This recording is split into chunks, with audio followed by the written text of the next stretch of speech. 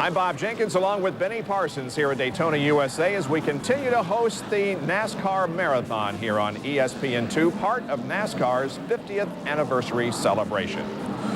Boy, it almost brings tears to your eyes to see Allen's win there at Phoenix. At the time, it didn't seem significant, but boy, it sure turned out to be. Well, the win didn't seem that significant, but that Polish victory lap. I mean, how big was that? The Kawicki turned around backwards. No one, folks, had ever seen that before. Never in the history of stock car racing had someone gone backwards and waved to the crowd like Kawicki did. Several people have really and truly tried to imitate that since 1988, but Kawicki, the first to do it, and everyone said, what's he doing? And he said, that was my Polish victory lap. I've been thinking about doing this for a long, long time. Allen was indeed a special person. He was the 14th different winner in 1988. And also the 4th different first-time winner. He won his first race. Also, Lake Speed won the spring race at Darlington. Phil Parsons and Ken Schrader also won their very first NASCAR Winston Cup race in 1988. Although Rusty Wallace dominated the final race of the year at Atlanta, Bill Elliott won the championship in 1988.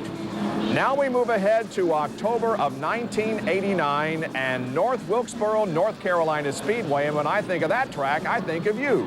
Because, folks, that was my home, North Wilkesboro. And my first race that I ever witnessed in my life was North Wilkesboro Speedway. I think it was 1948 or 1949. My dad drug me down there to a 5/8 mile dirt track in 1989. It had been paved, and it was a great points battle once again between Dale Earnhardt and Rusty Wallace. The Tyson Holly Farms 400 from North Wilkesboro, North Carolina Speedway from October 15th of 1989 as the NASCAR Marathon continues.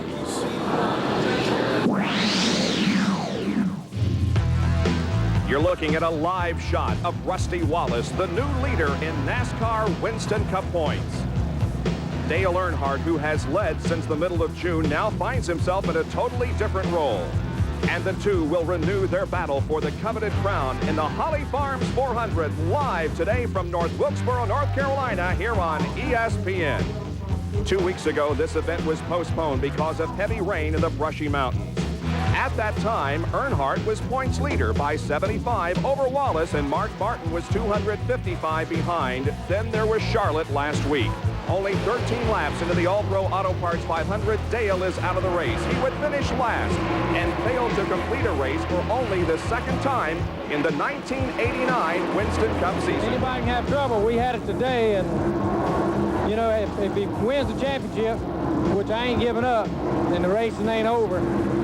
But, you know, he didn't beat us today. We beat ourselves. It's not like I fell into something. You know, if everybody remembers at the beginning of the year, I had 3 40-place finishes. I blew up, was the last guy out at Atlanta and at Martinsville, and then I blew up here at Charlotte. So I've got 3 like dead last finishes, and Dale don't have that. I don't wish anybody any bad luck, but I think he was kind of due one. I just didn't know if he was due that severe a one. Rusty needed Dale's bad luck because he too had problems at Charlotte. A loose lug nut caused severe vibration in the car. That caused further handling problems that had to be corrected during pit stops. Rusty did finish 8th, 10 positions more than required to take over the points lead. So as we get set for race number 26 at North Wilkesboro, Rusty Wallace is leading by 35. And Mark Martin, who was 3rd at Charlotte, is only 157 behind. It's a beautiful day today in North Wilkesboro, certainly a lot different than 2 weeks ago. We have bright sunshine today and no chance of rain. Good afternoon, everybody. I'm Bob Jenkins, and welcome to North Wilkesboro and the Holly Farms 400. We're closing out the 1989 season now. Just 3 more races to go after today, and the points battle is a tremendous one. Rusty Wallace now has the lead. He'll start 2nd in today's race. Remember, they'll start according to points before Charlotte. Last week at Charlotte, both Wallace and Earnhardt had their problems, but they were problems of a different kind. And for more on that, let's go to our pit reporters. First, Dr. Jerry Punch. Well, thank you very much, Bob Jenkins. You know, late in the year, you worry about possible breakdowns from mental fatigue. Well, last week, it wasn't mental fatigue for Dale Earnhardt. In fact, it was metal fatigue. Take a look at this camshaft. This is what broke on the Dale Earnhardt car on lap 13 at Charlotte Motor Speedway. Just inside the back gearing at the first lobe, this shaft broke. Now, Carl owner Richard Schiller said, these babies breaking is about as rare as lips on a woodpecker. It just doesn't happen. The first time he's broken one in 6 years. But this $450 camshaft may have cost Dale Earnhardt a chance at winning $1 million in the Winston Cup Championship. And my colleague, the editor of Stock Car Racing Magazine, Dick Bergen, standing by the fellow who now leads the Winston Cup points, but he didn't get away completely unscathed last week either, did he, Dick? No, he didn't, Jerry, and the pressure is on. The human pressure, and every one of these team members running for the championship feels it. Nobody wants to be the guy to leave a loose lug nut behind. That pressure has also led to an intense examination of the cars. Just 2 hours ago, crew member Barry Dodson discovered a leaking master cylinder in this automobile. Had he not made that discovery, Rusty Wallace's chances for the championship would have been much diminished. Everybody feels the heat. The guns are drawn. Bob Jenkins, this is a war. And the war is just about to begin here at North Wilkesboro. The cars are on pit road. The drivers are in them. Let's go now to the Holly Farm Senior Vice President, Frank Rhodes, for the command. And now, ladies and gentlemen, let me introduce to you the Senior Vice President for Holly Farms, Mr. Frank Rhodes. Frank, everybody on your feet! On behalf of Holly Farms, with 45,000 employees, welcome race band to Holly Farms 400. Gentlemen, start your engines!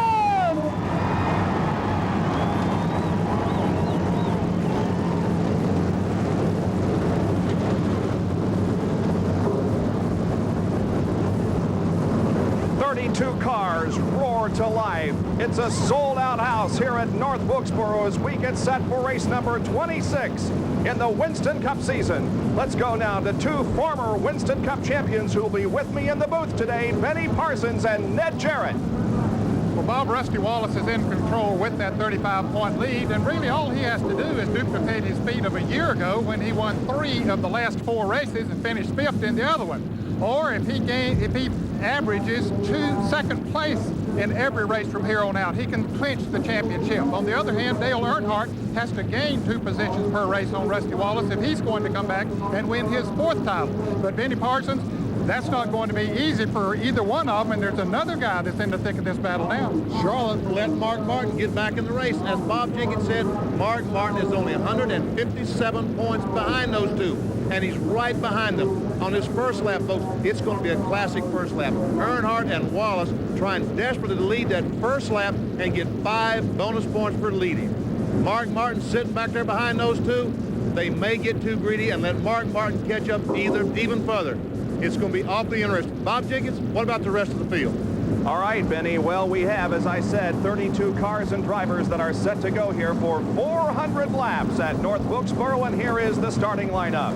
On the pole from Kannapolis, North Carolina, in the GM Goodwrench Chevrolet, car number 3 is Dale Earnhardt. Alongside Rusty Wallace from St. Louis, Missouri, he drives the number 27 Kodiak Pontiac. Starting third inside of row number 2, it's Mark Martin from Batesville, Arkansas, the Stroh Light Ford, car number 6. And outside of row number 2 from Franklin, Tennessee, driving the number 17 Tide Chevrolet is Darrell Waltrip. Starting in row number 3, Ricky Rudd, the Quaker State Buick number 26, and Bill Elliott in the Coors Ford, car number 9. In row number 4, it's the number 25 car driven by Ken Schrader and Davey Allison in number 28. The 5th row, Terry Labonte in number 11 and Harry Gant in 33. The 6th row, Jeff Bodine in number 5 and Sterling Marlin in 44. And as we look at the rest of the starting lineup, the cars move down the front stretch and we'll be getting the green flag in one more lap, and this first lap ought to be a dandy, guys. It certainly should be, Bob, and they're using radial tires here today. This is the 3rd time this year that they've used radial tires. I tell you what, I can't wait. This first lap, I'm not going to say anything. I'm just going to watch, because who is going to lead the first lap and get those 5 bonus points? I can't stress how important it is. Dale Earnhardt. There is the bumper cam on Harry Gant's car. As we look back on Sterling Marlin, we also have that side cam on Michael Waltrip's car, the one that gave us such tremendous shots at Martinsville a few weeks ago. And we're also inside Ricky Rudd's car, the Quaker State Buick. Here comes the field, and the green flag is out.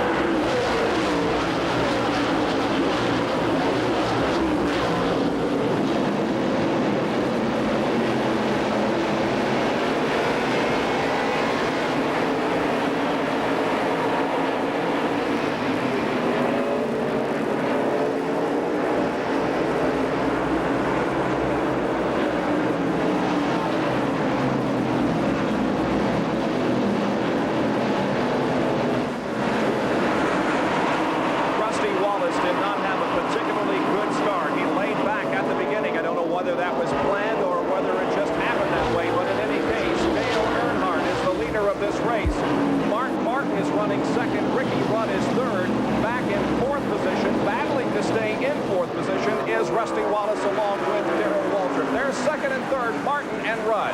What happened? Dale Earnhardt having the pole position. He is the fellow that starts the race. He laid back behind Rusty Wallace and got a great start. And Rusty Wallace just caught him unprepared because he was behind in front of Earnhardt and not able to tell when he was going to get on the front. Earnhardt was going to be sure that he got those 5 bonus points for leading that race. Right now, he's only 30 points behind. Exactly. And he has pulled out to a rather comfortable lead over Mark Martin and Ricky Rudd. And there is Rusty Wallace, who has fallen back to 5th position. Let's go down to pit road for a report on the Rusty Wallace car. Just spoke with Barry Dotson, the crew chief, a minute ago. He said Rusty just couldn't get the car in line. He was on the outside and hung out to dry. And you got to be very careful early on with these radial tires. It's awfully slippery out there until the tires get heated up a little bit. Rusty had to take his time and wait to get a spot to move in behind Darrell Waltrip, and it cost him 4 spots. He currently is in 5th spot. But we've got a long way to go, 400 laps on this .625-mile racetrack. Now we see action behind Rusty Wallace. That's Ken Schrader in 25, Bill Elliott in number 9, and Jeff Bodine in the yellow and white 5. Bill Elliott almost got by Ken Schrader on the outside, and then early in the race, that would have been impressive had he been able to make that move. Yes, it would, because they really are going to tiptoe for a while on the radial tires. Once they get heated up and they get a little rubber in the racetrack, of course, they practiced for 3 hours here yesterday afternoon, but still the track is knocked away and be a little later on, and then they'll get a little more confidence in those tires. And there were no serious problems during that 3-hour practice period yesterday. Phil Parsons did spin and bump the wall, but no major damage to that race car. Now, we might point out that there is no Unocal money available today because qualifying was washed out and the lineup is according to points before Charlotte. No Unocal money. It'll be worth $190,000 when you join us in Rockingham a week from today. And Bob, if it gets through Rockingham and Phoenix, the people in Atlanta has said if the Unocal Challenge gets to Atlanta, it'd be worth $205,000.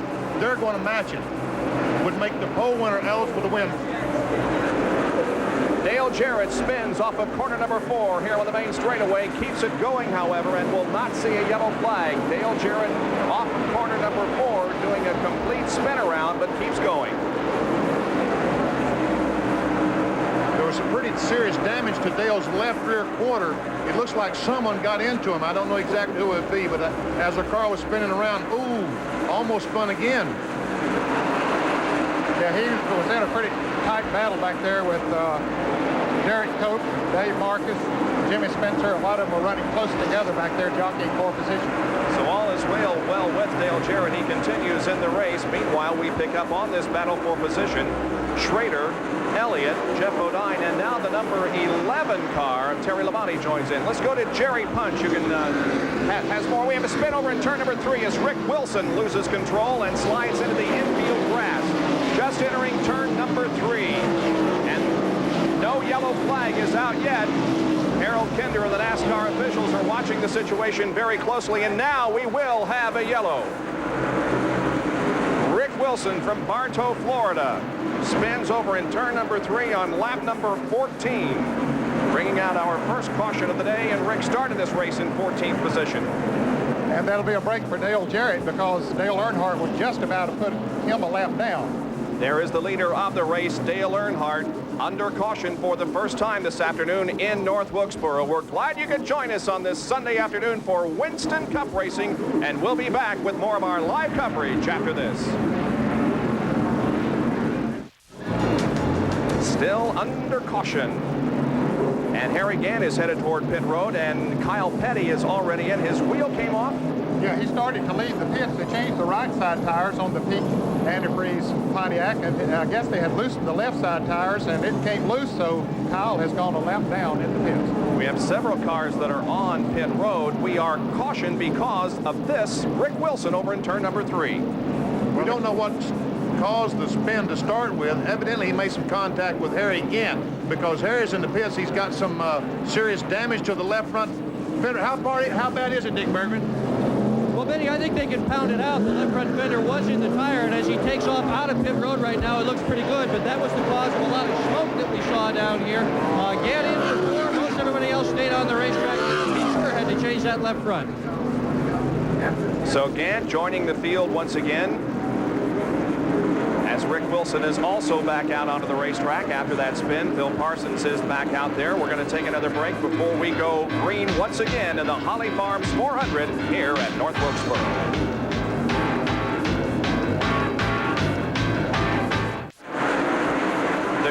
Back out at North Wilkesboro, and the race continues. There are your top four. Dale Earnhardt at number 3, Mark Martin at number 6, Ricky Rudd at number 26, and Darrell Waltrip at 17 as 22 laps have been completed. Just behind the 17 car is Rusty Wallace, who is in 5th at the moment. We've just gone green from our first caution of the afternoon because of a spin over in turn number 3 involving Rick Wilson. On the restart, Jimmy Spencer jumped it, and he was black flag, came in for a stop-and-go penalty. And here is Derry Cope, who gets way out of shape, high on the racetrack in turn number 4, maintains control, but loses several positions. Derry Cope, car number 10. He and Dale Jarrett got together a little bit going into turn 3. Let's watch it again. Jarrett into the Hardy's Pontiac down on the inside, and it looks like he just touches Cope's car enough to get it out of control, and he slides high on the racetrack, but he does maintain control. To the leader, it's Dale Earnhardt, who now is in 2nd in the Winston Cup points, leading the race. He has led since the drop of the green flag, getting a good jump on Rusty Wallace and the others. But Rusty Wallace, folks, he is not running the way that Rusty Wallace normally runs. He's a half straight away behind Earnhardt. My question is he taking it easy, or does he have a problem? I really don't know the answer to those questions, because look, Mark Martin pushing Earnhardt down the front straightaway. Mark Martin said all weekend that he really didn't feel comfortable in the car, that the radial tires just weren't to his liking yet, but he's showing no evidence of that right now, as he is right on the back bumper of Dale Earnhardt in a close battle with him, and would like very much to get into the lead. Mark Martin, we had not mentioned very much 4 or 5 races ago as being a contender for the Winston Cup, but indeed he is very much in the thick of things. Trying to make a move on Dale Earnhardt to the outside, cannot make the move, and continues to run in 2nd position, but he is running well. Earnhardt's car starting to slip a little bit off the go. Mark Martin tries on the inside. As they go into turn number 1, Martin tries to get the inside position, can't pull alongside of Dale Earnhardt, however, and they continue to run in that order of Earnhardt and Martin. Well, Earnhardt would certainly like to stay out there and lead more laps than anyone else today, because that's another 5-point bonus. But there's a lot of laps left in this race. Mark Martin leads early here, the better he'll be. Once again, he's got position on Earnhardt. Maybe he just can't get back on the gas like he needs to in the middle of 1 and 2.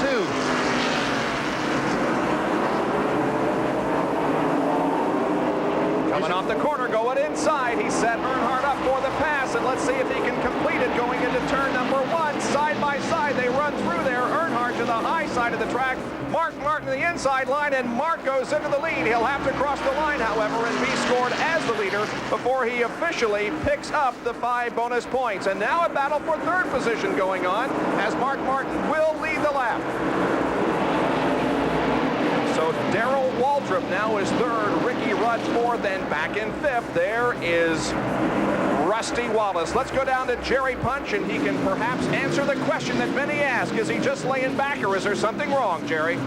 Well, Benny, that you asked that question. Why don't we ask Barry Dotson, the crew chief? And Barry, he's trying to give Rusty the time to come by. The question is Rusty laying back, taking it easy, or does he have a problem? Well, we're trying to take it easy. The car's a little bit too tight. That won't last very long at Wilkesboro. Right now, we're in pretty good shape. We got a good seat just watching the leader. They have the car bolted to the racetrack very tight early on, but it gets awfully slippery here, and you compound that with the radial tires. The rustiness biding his time, gentlemen.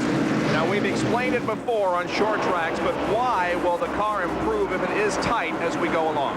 One reason, the track gets slicker, and as the tires heat up, the back end will get a little bit looser going into the turns and coming off the turns. So getting a good bite, good traction coming off the turns is so important on a short track, because you run a very low gear, put a lot of power to the tires, and that's where you can make up a lot of time. And having a good tight race car allows you to do that. Wallace continues to run in 5th position, as now Darrell Waltrip in car number 17 begins to battle Dale Earnhardt for the 2nd position. Darrell Waltrip was very strong in practice here yesterday afternoon in the 3-hour practice section. His car was working well. He likes to run on the low side of a racetrack, and here he is on the low side trying to take away that second position right now. Mark Martin moved inside off corner number 4 a few laps ago to pass Dale Earnhardt, and now Darrell Waltrip is trying to do the same thing. Earnhardt races him through the first and second turns, but as they go down the backstretch, Waltrip moves ahead by just about a half a car length, but Dale Earnhardt is not willing to relinquish that second position. Tell you what, that's pretty impressive, Ned. Earnhardt on the outside is able to stay on beside the 17 car, so maybe Dale Earnhardt has found something out there on the outside of this racetrack. Well, if he can run out there now while they're racing for position, when they get into traffic, that could work to his advantage. That time, Darrell Waltrip went in the corner a little bit stronger than normal, carried Earnhardt up the hill a little bit and took the spot away. A few laps ago, this little incident between Jeff Bodine and the yellow and white number 5 on the outside of the 94 blue car of Sterling Marlin. Well, it looks like they touched just a little bit as they started off of turn 4. Bodine goes very high, as we saw Derek Cope a little bit earlier. Marlin stays in the groove, takes the position. In fact, Bodine lost about 3 positions. So there is Jeff Bodine as he is behind Davey Allison at number 28 and just ahead of the couple of drivers who are battling for the Rookie of the Year honors, Larry Pearson and Dick Trickle.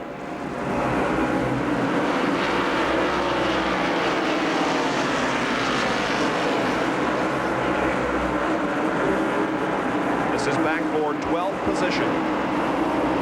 Larry Pearson looking inside of Bodine going into turn number 1. Yeah, he's another driver that ran good yesterday, but that little bit of a tap almost caused him to go around, but he did a good job of bringing that car back, because most of the time they say when you get a car sideways on those radials, it's gone, but Larry Pearson proved that you could bring it back. We have dispelled that theory already, because Larry Pearson with a nice job of saving it completely sideways in turn number 1. Wilson is there at number 4. The number 2 car is Ernie Irvin. Here's a replay. Pearson trying to get down on the inside of Jeff Bodine and touches the left rear quarter panel of Bodine. Gets Bodine a little bit loose, but really gets Larry Pearson loose. He turns sideways and gets it straightened out again. It is still Mark Martin who is leading the Holly Farms 400. He took over the lead from Dale Earnhardt a few laps ago and has stretched out the advantage now by about a half a straightaway on Darrell Waltrip, who is running in 2nd position. Earnhardt is 3rd. 4th is Ricky Rudd, and then 5th, about almost a full straightaway behind. In 5th position is Rusty Wallace. Then comes Ken Schrader, Bill Elliott, Terry Labonte, Morgan Shepherd, Alan Kowicki, Tommy Ellis substituting for Neil Bonnet, and Sterling Marlin. And what all the fellows was telling me about the radials, guys, was that if they slide one time, like we saw Derek Cope and Jeff Bodine slide, boy, they are really a handful then. The radials you have to drive a race car a lot differently on a radial than you do on a bias ply tire. Mark Martin laps the 27th place car of Derek Cope, number 10, so 26 cars are on the lead lap now. Guess they're going to run the radials at Rockingham next weekend. They sure are. I was down this week, Thursday and Friday, watching some of the guys test tires and practice, and sure enough, the radials, they were talking about using them in Atlanta, the last race of the year. But they went down last week. Harry Gant tested them, also Ken Schrader, and both those guys spun out on the radials. Harry Gant actually hit the wall and damaged his car fairly severely, so they decided to pull the radials the last race in Atlanta. There's Dale Earnhardt, 3rd position at the moment, and he has 3 career wins here at North Wilkesboro. The 87, 86, and 89 First Union 400s. He has never won this particular race. All of his wins here at North Wilkesboro have come in the spring event. Let's go down to Jerry Punch, who has a comment. Well, a minute ago, you heard Barry Dotson tell us that Rusty Wallace had a car that was very, very tight, and therefore they knew the track would come to them, and they would get a little bit looser. We just talked to Richard Childress here in the Dale Earnhardt pit, and he tell us their problem is just the opposite. They are extremely loose coming off the corner. And everybody's been able to see Earnhardt's car spinning the tires coming off the corner, and everyone's taking advantage. Everyone, to me, Mark Martin and Darrell Waltrip, both going by Earnhardt, and now sits back in 3rd spot. So it would appear here in the first 45 laps of this race that the 2 cars that are set up best are Mark Martin and Darrell Waltrip, who is in 2nd position, as both Earnhardt and Rusty Wallace have experienced a little bit of handling problems in the early going. 4th position belongs to Ricky Rudd. There is Mark Martin, the leader of the race, lapping Richard Petty in car number 43. He runs 25th at the moment, so 24 on the lead lap. Let's go to Dick Berggren, who has a comment on Mark Martin. Well, Bob Jenkins, when you talk about setting up with radials, nobody has more practice at it than the leader, Mark Martin's team. They have tested radials at Dover, here, Daytona, Charlotte, and tomorrow they'll be back at Daytona for 3 more days of radial testing. This business of running on radials is a matter of a learning curve, and the team with the most practice, the most experience, is showing it. They're right out front right now. Mark Martin in the lead. Darrell Waltrip is second, but here is third, fourth, and fifth, and you can see that Rusty Wallace is now beginning to move in on the fourth-place car, Ricky Rudd. So that's how they run as we have completed 52 laps out of 400 in the Winston Cup race at North Wilkesboro, North Carolina. Back with more of our live coverage after this. NASCAR celebrating 50 years in auto racing from 1948 to 1998.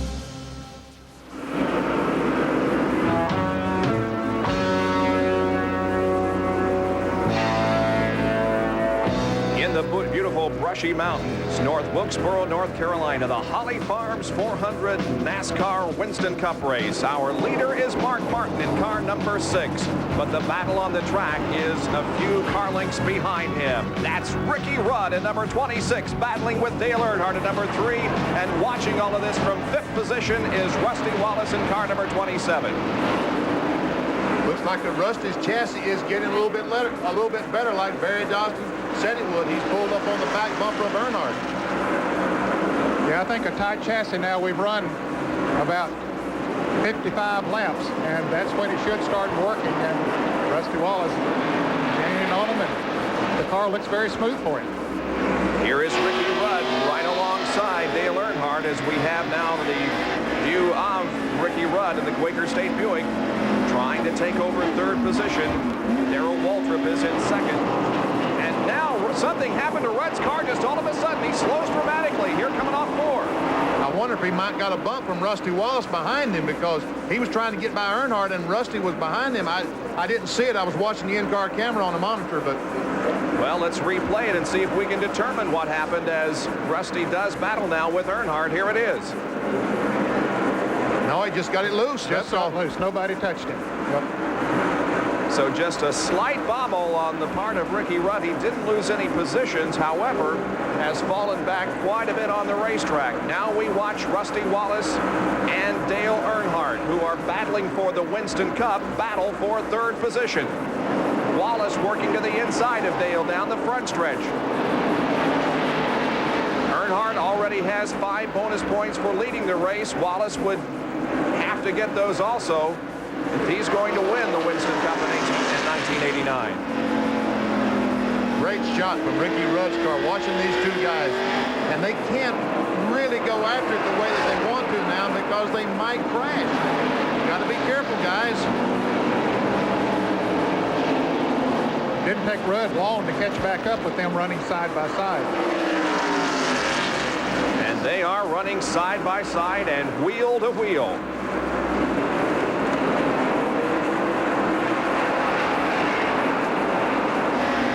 Earnhardt doing a fine job of holding off Rusty for third, and Ricky a little bit loose again there in corner number 4.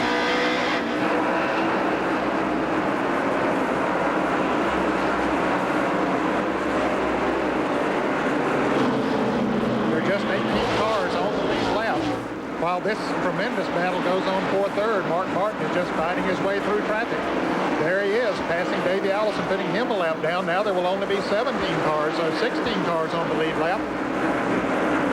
But this is certainly the best battle on the racetrack. Again, we tell you that Darrell Waltrip is second, running by himself. This is third, fourth, and fifth right here. Wallace, Earnhardt, and Ricky Rudd.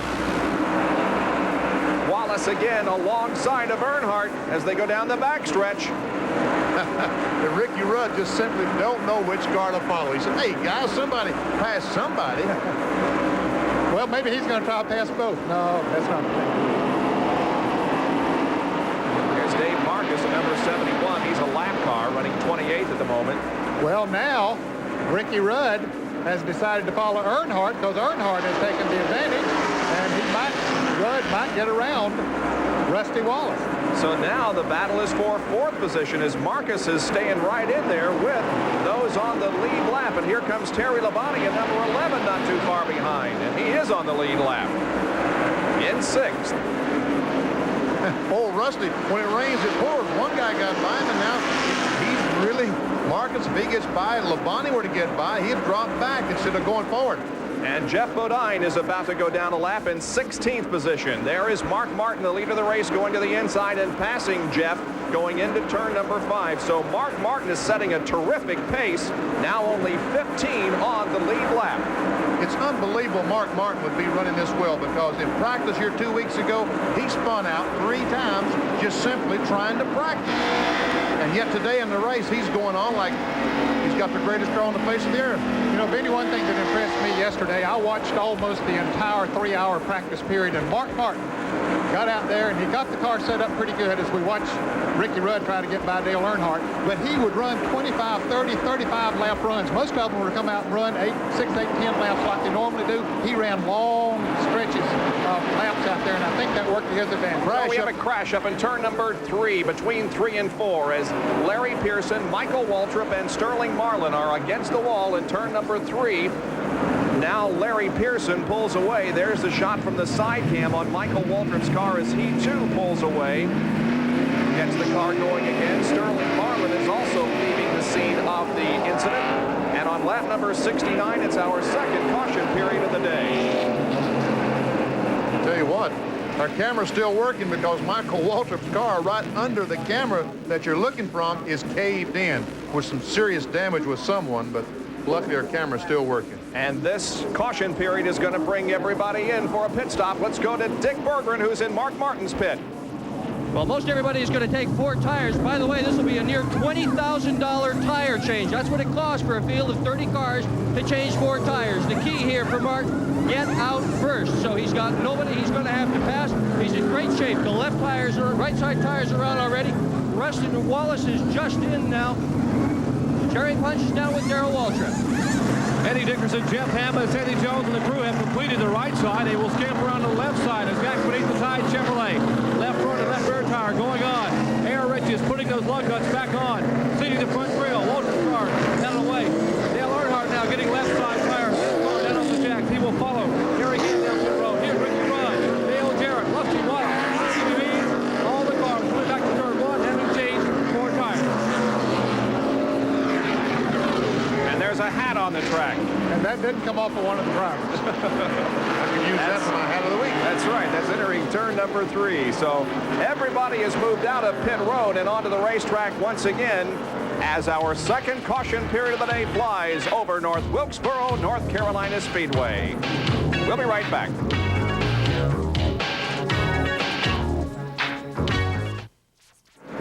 71 of 400 laps completed in the Holly Farms 400, and Mark Martin is the leader. Darrell Waltrip running second. Third is Dale Earnhardt. And here is Michael Waltrip, who was just involved in a crash. And here it is from the side cam.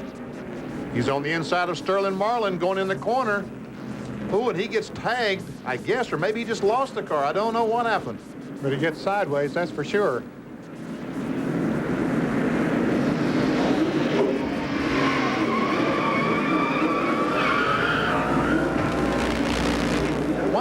There's the other car coming in. Why did Sterling Marlin spin? I didn't see any. It appeared as if Marlin was well ahead of Michael, who was spinning. Maybe there was something on the track that caused everybody to spin. Yeah. Exactly. There must have been something on the racetrack because Sterling Marlin was indeed a few feet in front of Michael Waltrip. I could see no contact at all. Well, anyway, Michael Waltrip was into the pits several laps and now, or several times rather, and now Lake Speed remains in the pits. Michael Waltrip did lose a lap on that pit stop, as did Larry Pearson and Sterling Marlin. All 3 of those guys who were involved in the crash up there did lose a lap, and Lake Speed is losing several laps as his car remains on pit road. And there are only 12 cars now on the lead lap with Mark Martin in the lead. We're about to go green once again as the lead is held by Mark Martin. Darrell Waltrip second. Third is Dale Earnhardt. Fourth, Ricky Rudd. And fifth is Rusty Wallace. Sixth, Terry Labonte. Seventh, Bill Elliott. Eighth, Alan Kulwicki. Ninth position is Tommy Ellis. And 10th is Kid Schrader as the green flies on lap 76.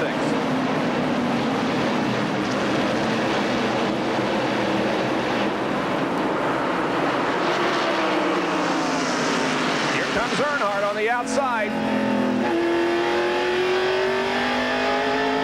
We're riding with Ricky Rudd in the Quaker State Buick. Jeff Bodine just ahead, but look at the battle up front. Some contact between Waltrip in 17 and Mark Martin in number 6. Martin's on the outside of the track and losing spots. Well, his car is not working like it was earlier. Where did Earnhardt come from? He just blew by those guys on the outside. Jeff Bodine trying to get by Darrell Waltrip. He's a lap down. If he can get by Waltrip and then Earnhardt, caution flag comes out, he gets his lap back. Here's a replay. Look at these three guys go in side by side into turn 1, and there's a contact between Waltrip and Martin. Wow, that was very close. And Earnhardt, he took a chance going on the outside of those two cars and made it 3 abreast. But now he pulls away. Earnhardt is back in the lead of the Holly Farms 400 after Mark Martin was in the lead for a while. Let's get down to Jerry with a comment on Mark. Actually, we're going to talk about Dale Earnhardt, Bob. You know, we mentioned the fact that Earnhardt was so loose before that caution flag and dropping back. He came in, the crew asked him, Kurt Shelmerdine said, hey, what do you want us to do? Earnhardt said, tighten it up. And Shelmerdine said, how much? He said, put a ton of bite in it. And we did, he said, and we're going to really tighten it down. And they did, and look where he went, right to the front. Boy, they did something that made that car completely different. But when the race started earlier, remember, that's what Earnhardt did. He pulled away a few car lengths, and then in about 20 or 25 laps, started coming back to the field, and that may happen again. Be interesting to see. But certainly with that bike, if they say in it, that'll help him some. Rusty Wallace in number 27 is back to 5th position. And there is Brett Bodine in car number 15 and Bill Elliott in number 9. Elliott is on the lead lap, but the number 15 car of Bodine is not. Kulwicki in number 7 is also on the lead lap.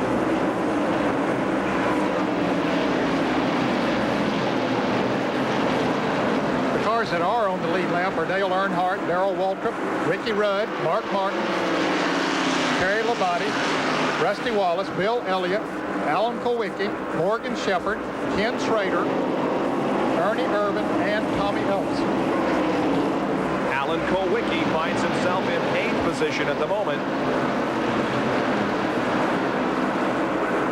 Kulwicki began this race from 17th position. That's where he is in Winston Cup points, or was before Charlotte. He moved to 13th at the end of 20 laps, was 10th at the end of 40, and now finds himself in 8th. And that's Morgan Shepherd running there with him in car number 75. And here comes Harry Gant at number 33 with some damage on that car after an early race incident. Now he's a lap down as a result of making a pit stop on the very first caution flag, and then he just simply couldn't get up through the field. And we're riding with Harry now.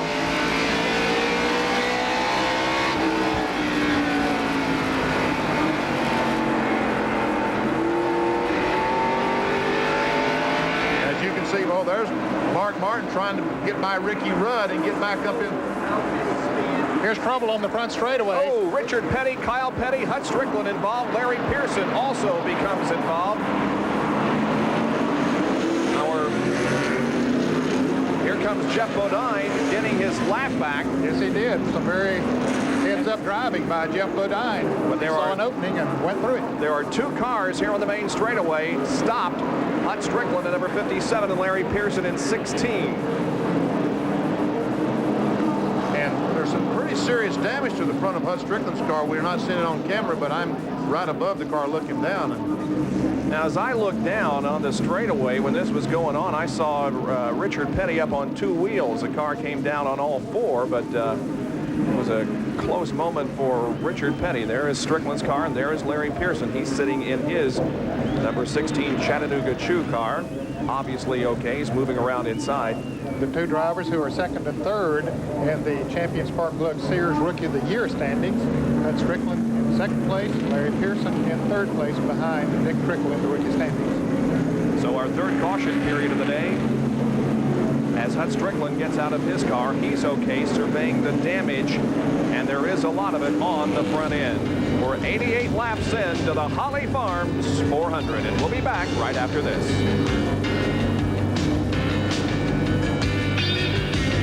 We're under caution because of a crash coming off of corner number 4, and the cars landed here on the main straightaway, and here's how it looked from our speed shot.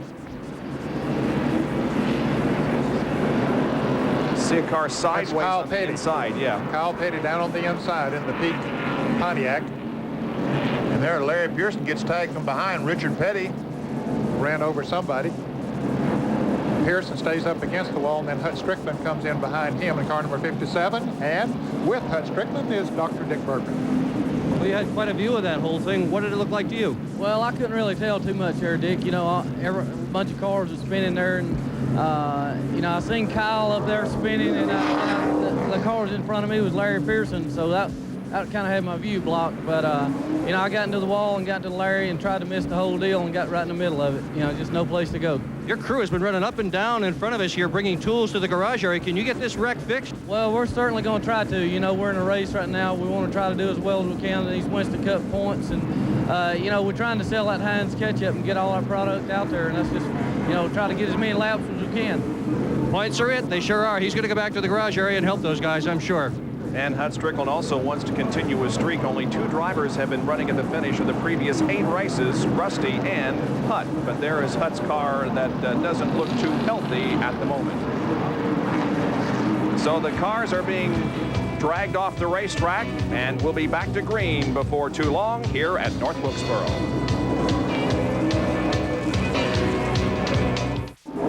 There's the tremendous crowd that has turned out for this Winston Cup race number 26 of the 89 season, and the green flies once again.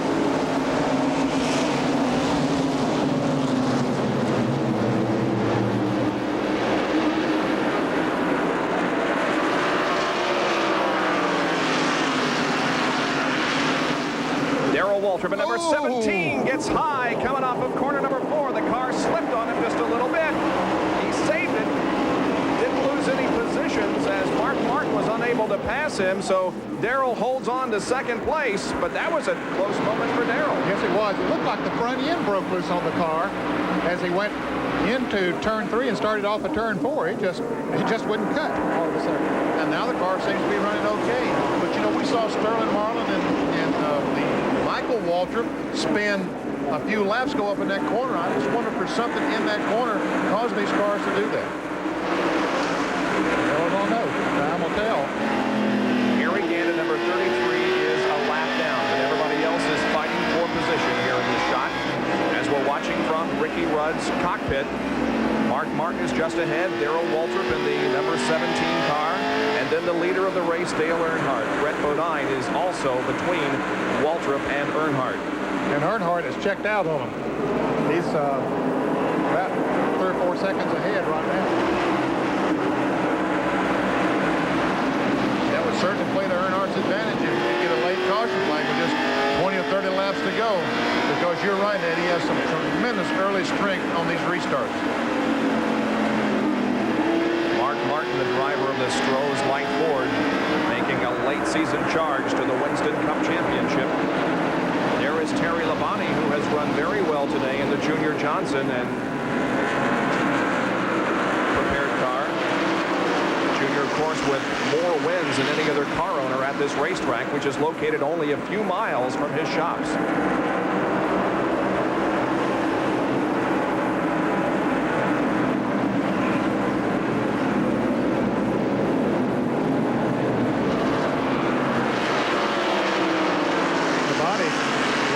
Strong there on Ricky Rudd. As we look out the front windshield of Ricky Rudd's car, and he certainly is keeping tabs on Mark Martin up in front of him.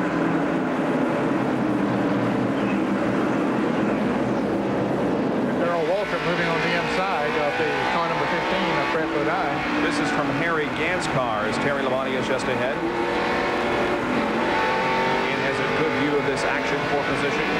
Number 21 car is smoking on the racetrack. That is Tommy Ellis. Tommy Ellis in substitution for Neil Bonnet, who hopefully will be back in action next weekend at Rockingham. And Tommy brings the Citgo Ford prepared by the Wood brothers in.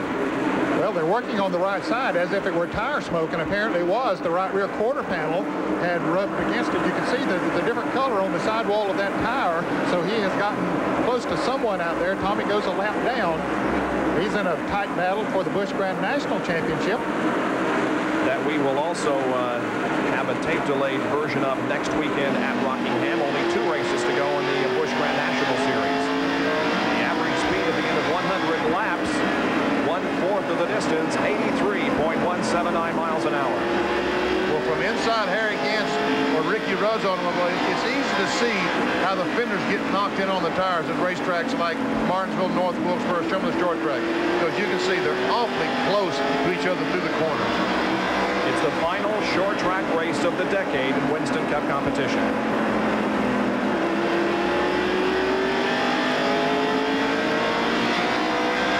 That's Brett Bodine to the inside as the faster cars pass. Gant moving outside and going around Brett with these. Darrell Waltrip remains entrenched in second position.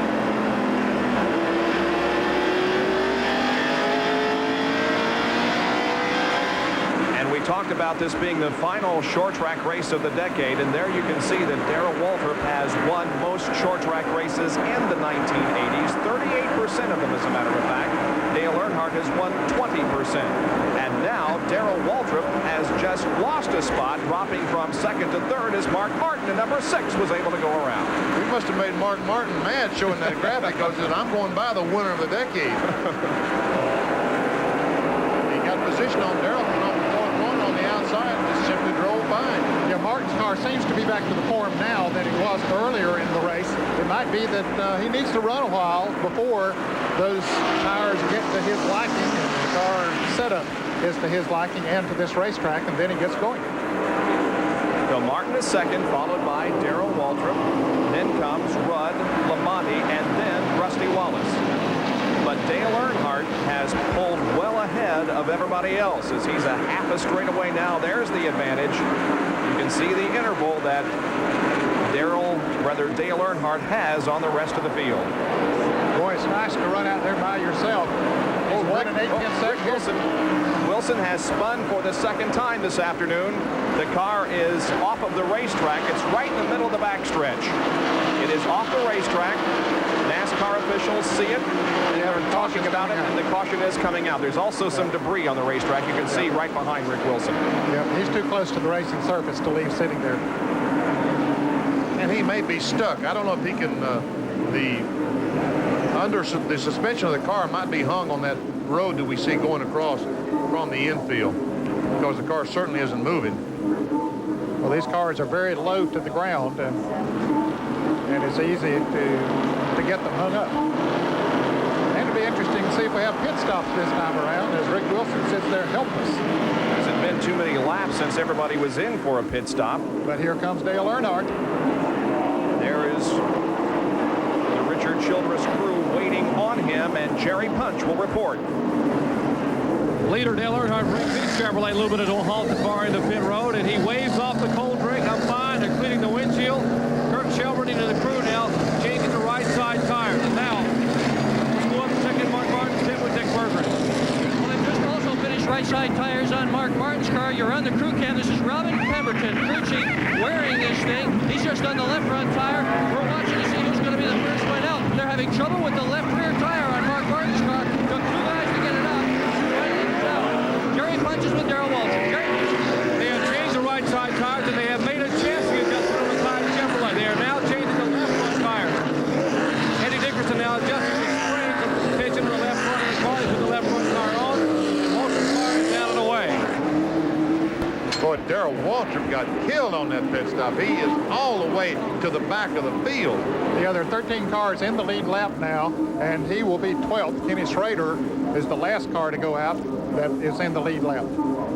So caution period number 4 in progress here at North Wilkesboro as Rick Wilson got off the racetrack in the backstretch, and we had a lot of activity on pit road there for a moment, but now Everybody seems to be back on the racetrack, and we await the green flag once again. Back in a moment.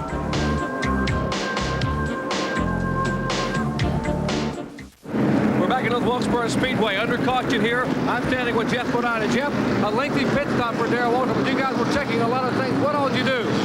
Jerry, you know, on that last restart, Darrell and Brett Bodine got together, and Darrell said something felt like real funny up in the front end, so the car was just a little bit looser. We went ahead and made a small chassis adjustment on the right front, and then we had to make sure we didn't have nothing hung up on the left front. So rather than have a problem, you know, later on, you know, we really needed to be getting in and out of the pits, we decided it's the best time to go ahead and evaluate if there was a problem and make sure everything's okay, at least in his mind. And everything's okay. We just got to be careful come back up through there, but everything will be okay. Valuable time here in the pits for the Tide crew, but Darrell Waltrip has a lot of traffic to pass, and we're going green. Bob? He begins from 10th position, Darrell Waltrip does, as the lead is now held by Ernie Irvin in car number 2. Here he comes off the second corner and down the backstretch. Sterling Marlin is right alongside, and Dale Earnhardt is on the back bumper. Here comes Earnhardt to the inside. He passes Marlin. Is he going to pass Ernie Irvin? Ernie Irvin did not make a pit stop, stayed out there, but looks like the car running awfully well. And Martinsville, this fella had a super run going up there. And that car this weekend carrying Dinner Bell and Food Lion sponsorship instead of the traditional Kroger sponsorship.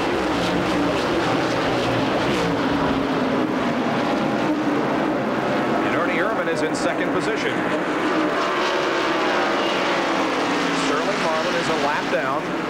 Bill Elliott is in third. Mark Martin fourth. Ricky Rudd is fifth.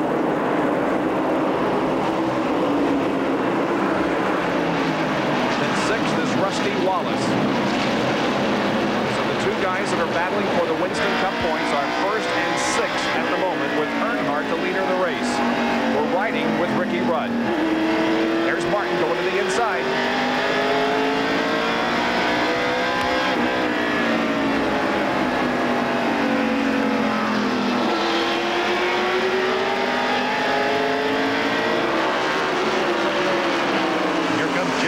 Remember, just a few laps ago, this 5 car, the white and gold number 5, was a lap down. And now he is on the move.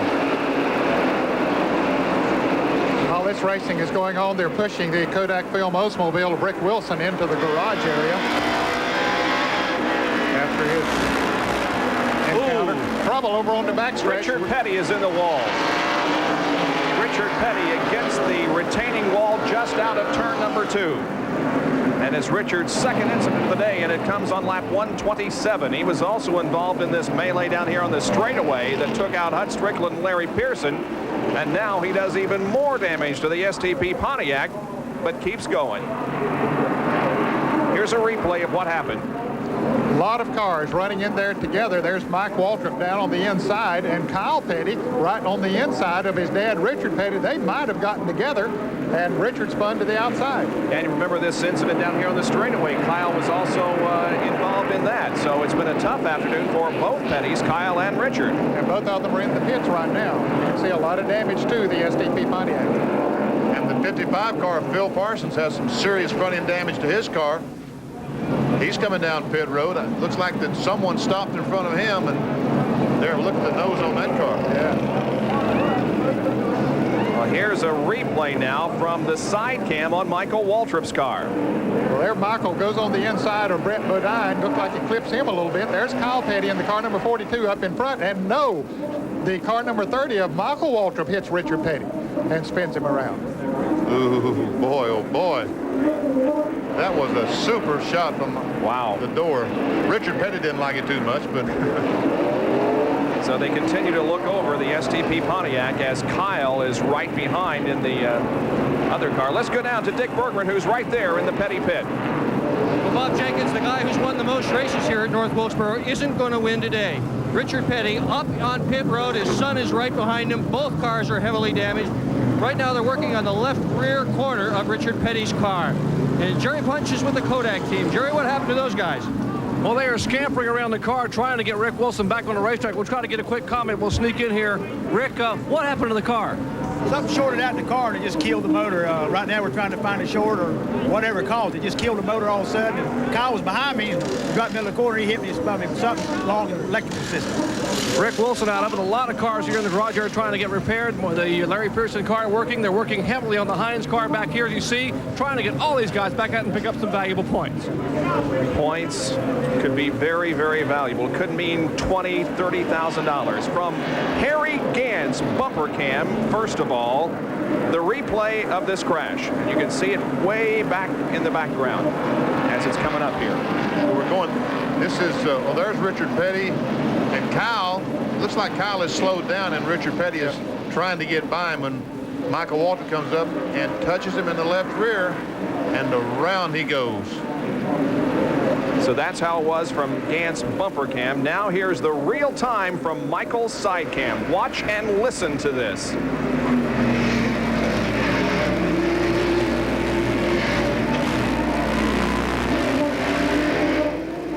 And Petty into the wall, and he's still in the pit area. And here we go green on lap 131 with Dale Earnhardt, the leader. Kyle Petty is behind the wall.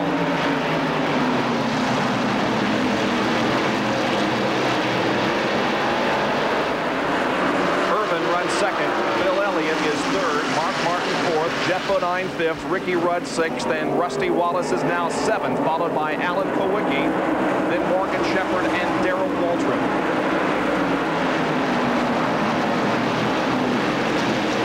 Bill Elliott got a terrible break on the restart with the slow cars. It was on the inside trying to get their lap back. Bobby Hillen, Tommy Ellis, and Harry Gant. Gant's bumper cam once again with the pictures. Jeff Bodine moving to the inside of Mark Martin.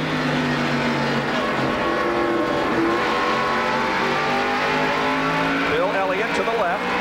Ricky Rudd is in the green car behind Mark Martin. Jeff Bodine's car was not working too well at the first part of this race, but after he got his lap back, they made adjustments on it, and he is going to be a factor. He'd like to impress these Wilkes County, North Carolina fans here because he'll be driving for Junior Johnson next year. Good point. Junior Johnson, of course, as we said earlier, whose shops are just down the road in Rhonda, North Carolina. Now here's Bobby Hillen Jr. in the 8 car.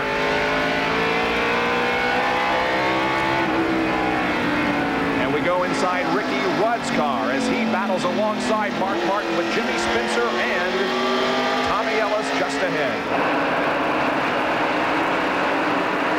Spencer and Ellis are battling for position, even though they're a lap down. They're battling for about the 14th position. And Rusty Wallace has suddenly come back toward the front as he is racing with Mark Martin and Ricky Rudd. And Bill Elliott appears to be off the pace a little as he was a little slow coming off of corner number 2. Everything appears to be okay. He might have just slipped up in the corner. It looks like that might have been what happened because he's certainly running up to speed now. Look at the tight action from Ricky Rudd's car. Little contact with Jimmy Spencer in the Crisco car, number 88.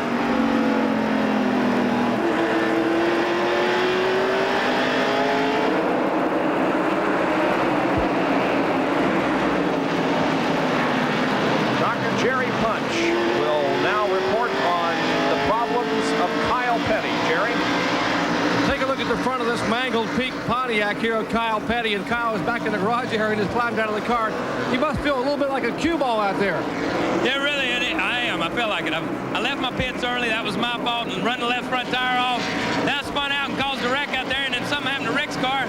I run in the back of him, and when that happened, then I guess it knocked all the sheet metal up on top of the oil cooler, and got a little hot and overheated the oil, and I guess it spun a bearing. But I tell you, the car was working good. We just had to start in the back because of points. I'd like to say hello to my wife, Patty, who's recovering from surgery, and she's at home right now. So I guess I'm not going to be in victory lane after all today. Kyle Petty out of it here at Wilkesboro. Now, Rusty Wallace is in the middle of a three abreast battle here, and he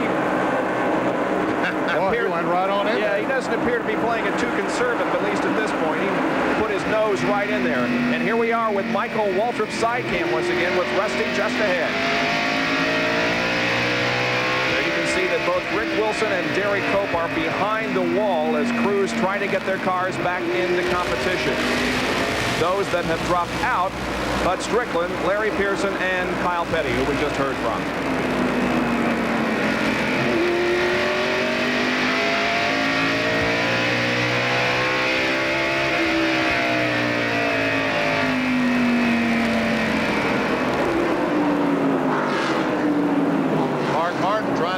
Ricky Rudd there, Rusty Wallace. There we see Mark Martin from inside the Rudd automobile. Mark Martin pulls up on the inside. This is coming off the second corner. Has position going in 3 and takes the spot away. That would be for 5th position. Mark Martin goes into 5th and Ricky Rudd is back to 6th. Let's go to Dr. Vic Bergen with a report on driver protocol. Well, this morning at the drivers' meeting, Bob Jenkins, everybody was told that they need to pay special attention to the guys who are running for the championship. Competition director Dick Beatty told them, if you hit one of those guys, you better go find the other 3 and hit them too. If you give one of them an advantage, go find the other 3 and give them an advantage as well. Don't mess these people up. So if you're seeing some of the competitors give a little extra room to Earnhardt, to Rusty Wallace, to Mark Martin, to Darrell Waltrip, that's why they were told to do that by NASCAR. It really only makes sense because there is so much money on the line and so much prestige, really, to the winner of the Winston Cup. And I think that you hit the nail on the head when you said prestige. And to these guys, I really believe that it means more to win the championship than it does than the money does. And here is Rusty Wallace now pulling alongside of Ricky Rudd.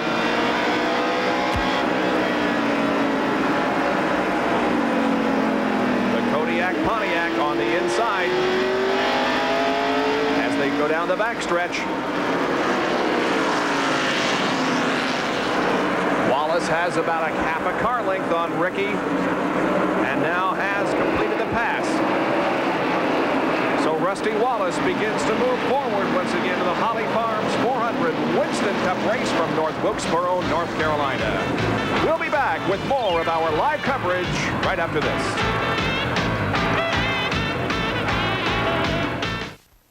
NASCAR, celebrating 50 years in auto racing from 1948 to 1998. Back at North Wilkesboro, where Dale Earnhardt is leading the Holly Farms 400. In second place is Ernie Irvin in car number 2, and Irvin has been holding on to that position for quite a number of laps. He started this race in 23rd position. He was in 17th at the end of 40 laps, moved up to 11th, led at the end of 120, and now is back in second position at the end of 160 laps. He's from Modesto, California, and did grow up on the short tracks out on the West Coast. And we asked him, has your short track background helped you in the last few Winston Cup races? Well, you know, I think anybody that's even stepping into Winston Cup, you know, has come from short track backgrounds, and that's basically all I ever ran. You know, Martinsville's kind of a big track compared to what we ran on the West Coast and things like that. You know, very few half miles, a lot of quarter miles and third miles, and I think that really helps me at Martinsville. And I grew up racing on tires that were 8 inches wide and had to learn to just ease that throttle on, you know. Ivan Baldwin, the guy I grew up with, he taught me a long time ago. He says you got to treat that throttle like it's an egg, and you can't break it as you come off the corner. And I had to do that all day at Martinsville, and it worked. Well, he turned in the best performance of his Winston Cup career a couple of weeks ago, a 6th at Martinsville. Let's go to Jerry Punch. You can't be surprised to see how well Ernie Irvin is running here. Remember a couple of weeks ago in Martinsville, Virginia, he was in the same car, the same short track Pontiac, and he had the best run and best finish of his young career. He finished 6th up there, an impressive afternoon in Martinsville, Virginia. I tell you, they had an awfully good effort going up there, and they got the same thing going today. The fellow who's largely responsible for that is standing by with my colleague Dick Berggren. Dick? Along with Ernie Irvin's crew chief, Bob Johnson. Bob, it's an awfully good run, but can you keep this run going until the end of the day? I don't know. We'll see what happens. You know, it started way in the back because of lining up by points. It kind of hurt us, so we took a chance on that last stop. Seems to be working out pretty good, you know. Ernie's doing a heck of a job, and guys have been working hard the last 7-8 weeks to see what we can do. We hope we can hang on. They're hopeful. So Ernie Irvin continues to hold on to second position. When he better not look behind him because there's a blue number 6, Mark Martin. And folks, he is strong today. He's marched through this field and is up in 3rd spot. Mark Martin, not too far behind him is Jeff Bodine. And here comes Davey Allison in for an unscheduled pit stop. Davey has been in and out of the pits, and certainly the Hamilton Ford is not working right this afternoon. And to update you on a couple of others, Richard Petty and Lake Speed have both gone behind the wall. Rick Wilson is back out on the racetrack. And Derek Cope is behind the wall in the Pure Leader Pontiac as well. And Dale Jarrett has been in and out of the pits. He has overheating problems in the Hardee's Pontiac, so he's a number of laps down as well. Changing the tires on the right side of the Hamilton Ford, driven by Davey Allison as they put the hood down. But Davey is not having a very good day at all. Now here is Mark Martin, who has passed Ernie Irvin, and so Mark Martin is in second. And there is Jeff Bodine, not too far behind Ernie Irvin, and Jeff Bodine, as we indicated earlier, is back on the lead lap, and Bodine is moving toward the front. He's up to 4th position now, and he was a lap down at one time. There's the interval between 1st and 2nd, and you can see that Dale Earnhardt is well in command of this race. Darrell Waltrip in car number 17 is just ahead of his brother Michael Waltrip, as we have Michael's side cam in operation once again. And I don't know what they did on Darrell Waltrip's car on that pit stop, but they better undo it, because he is certainly not as fast as he was earlier. He's in 10th at the moment. Darrell Waltrip in 10th. We're still 12 cars on the lead lap. There, Dale Earnhardt, Ernie Irvin, who was running second, now in 3rd place, and Jeff Bodine, Mark Martin, Bill Elliott, Rusty Wallace, Ricky Rudd, Alan Kowicki, and here goes Rusty Wallace around Bill Elliott. That's for the 5th position. Morgan Shepherd also still on the lead lap. Darrell Waltrip mentions 10th, Terry Labonte's 11th, and Ken Schrader in 12th. Those are the 12 cars on the lead lap. It's a good side-by-side battle here. It was there just a moment ago as Wallace pulled right alongside Bill Elliott to try to pick up the position. And here are the two that finished 1st and 2nd in Winston Cup points last year, with Elliott coming out with a championship. And this year, it is Rusty Wallace still trying to win his 1st championship. But this year, his nemesis, his opponent, is Dale Earnhardt. Did you see Rusty Wallace on last lap coming off turn 4? He lost the back end just a little bit. He's going to try it again. He did it again. He wiggled again. Yep. But you know, with a bi-ply tire before, it really didn't bother. Ooh, he carries Bill in and says, hey, boy, let me by. But that didn't bother Rusty Wallace before the bi-ply tire. But it seems like these radials, when they slip, it really gives these fellas a fit. They're not able to go on in the next corner the way they came off the last one.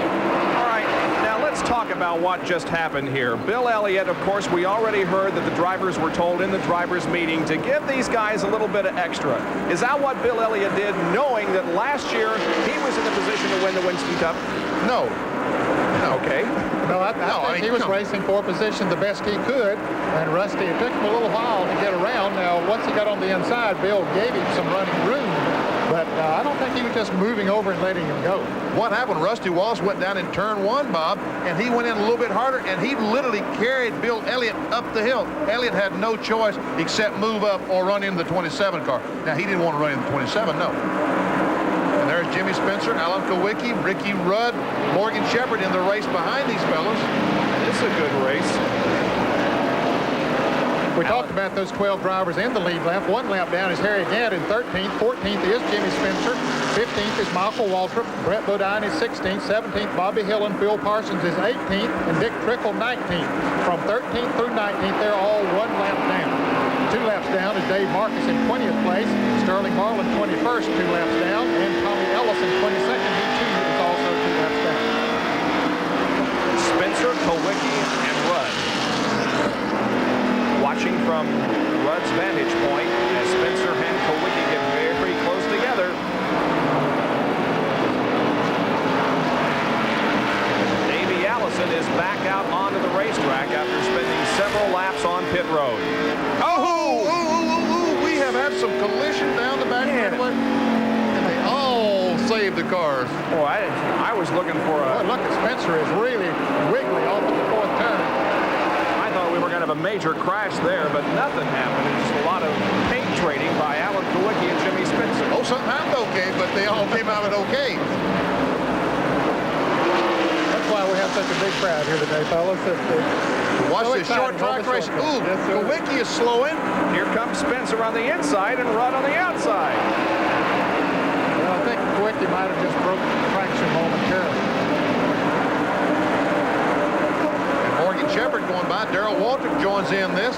This is a great race. And you're right, Ned. That's why they're here. Spencer drops back. Here comes Rudd looking inside of Alan Kawicki off the corner. Put the bumper to him just a little bit, get him a little bit out of shape, then pulled on the inside. And Kawicki wiggles a little, and here comes Morgan Shepard past, and Darrell Waltrip also does. Yeah, that little wiggle cost him 3 positions. I don't know, it looks like he might have a tire going flat. It really does, Lee, because his car is handling awful right now. Yeah. Oh, here he spins on the straightaway. Just couldn't hold on to it. His left rear tire is flat. See, the left rear tire is completely flat. Jimmy Spencer had just committed himself to come into the pits. He's coming, you can see his car on the right of the screen. He's coming on down pit road as the caution flag waves. There you can see that left rear tire on Kawicki's car is completely flat. Allen gets it headed in the right direction, but the 5th caution flag of the day is out on lap 183 as Alan Kawicki loses control coming off of corner 4. And here's a replay. You know, he's lucky because he was right in front of Michael Waltrip and Terry Labonte. Both those fellows able to miss him. Also, Rick Wilson. And he was able to not hit the wall too hard on the inside. I think he'll be okay if he comes in and gets some tires on it. Here he is again, going around. And you can see he just backs it gently into the wall on the inside. Don't think that did too much damage. Let's go to Jerry Punch, who's in Earnhardt's pit. It'll be a 4-tire change for the leader, Dale Earnhardt. Kurt Shelbrady and the crew come running around the car. David Smith will in. Smith slides a jack beneath the car. Let's go up to Dick Bergen. Well, Kyle Petty's going to get in a car. Dick? Yeah, everybody else is changing tires. Sterling Marlin just came out of the car, and he is some wobbly. He is not feeling well. Sterling Marlin ill. Kyle Petty in the car now, strapping in. And Jerry punches the Waltrip. Jerry? Left side tire, the side Chevrolet, the crew now. Jeff Hammond, Sandy Jones, Eddie Dickerson drop the car, down the way. The leaders, 4 tires, back to turn 1. Gentlemen. So Darrell Waltrip moves back out, so does Terry Labonte. And the 7 car of Alan Kawicki still has the flat tire. But it's the right rear. Yeah, the left rear was flat a while ago. Now the right rear is flat. Both of his rear tires are flat. Now this is going to be a real... Oh, see, they don't even know the right rear's flat yet. Well, he's going to find out in a minute. He will. He was trying to get back out and not lose a lap in the pits, but he did go the lap down. He would have been much better off to have stayed in there. But like I say, they didn't know that. They knew that left rear tire was flat. But they didn't know the right rear was flat. Now he's going to have to encircle the entire track and come back in for a change on the right side. We'll be back with more from North Wilkesboro.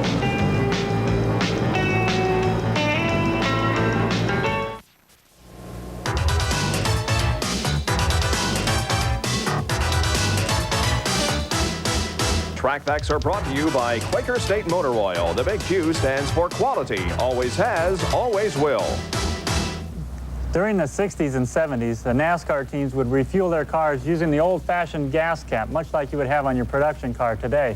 But then the Air Force came up with an ingenious idea, the in-flight refueling system that adapted perfectly to NASCAR racing. This is the probe that would connect to the gas can. This is the receptacle, just like what's in the car here. When they come together, it opens up both valves and lets the fuel flow into the race car. When they break away, this ring will seal against there, and there will be no fuel leaks. Very safe, very fast. Now this is how it's supposed to work. See, the gas can just slips away. Oops, it didn't slip away. Richard Bostic, the gas man on the Pete car, takes a header on pit road, and the gas can, it's 80 pounds. It doesn't slip out of there as easy as Gary Nelson had it slipping out in his hand. The top 10 here at North Wilkesboro in the Holly Farms 400. It's Earnhardt, Martin, Bodine, Wallace, and Elliott, Schrader, Urban, Waltrip, Labonte, and Rudd.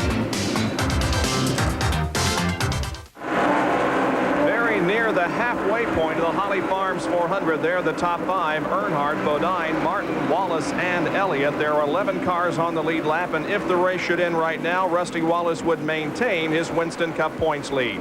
We have some good racing going on. This is somewhat back in the pack. That's Ernie Irvin in car number 2. Alan Kulwicki trying to move back up through the pack after his recent spin that caused our most recent caution period.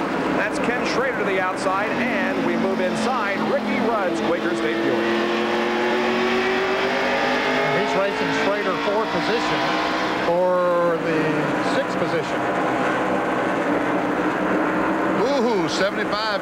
Morgan Shepherd, Dave Marks made a little bit of contact coming off the 4th corner. Jerry Labonte, the red, white number 11, and the orange and white 17 of Darrell Walter. Most of these guys are racing for position.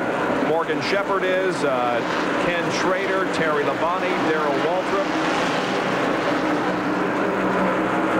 Here's Labonte working inside of Ken Schrader off number 4. Schrader has really been backing up the last 5 or 6 laps. Yeah, the car just not handling well at all. He was running 6th, and I believe he's now back as much as 9th or 10th. 11 cars on the lead lap now. There were 12, halfway point coming up. And, of course, Alan Kulwicki was the car that went off the lead lap when he spun and lost the lap in the pits. So now we settle in for the second half of the race as Dale Earnhardt, the leader, has been shown the crossed flags indicating halfway through.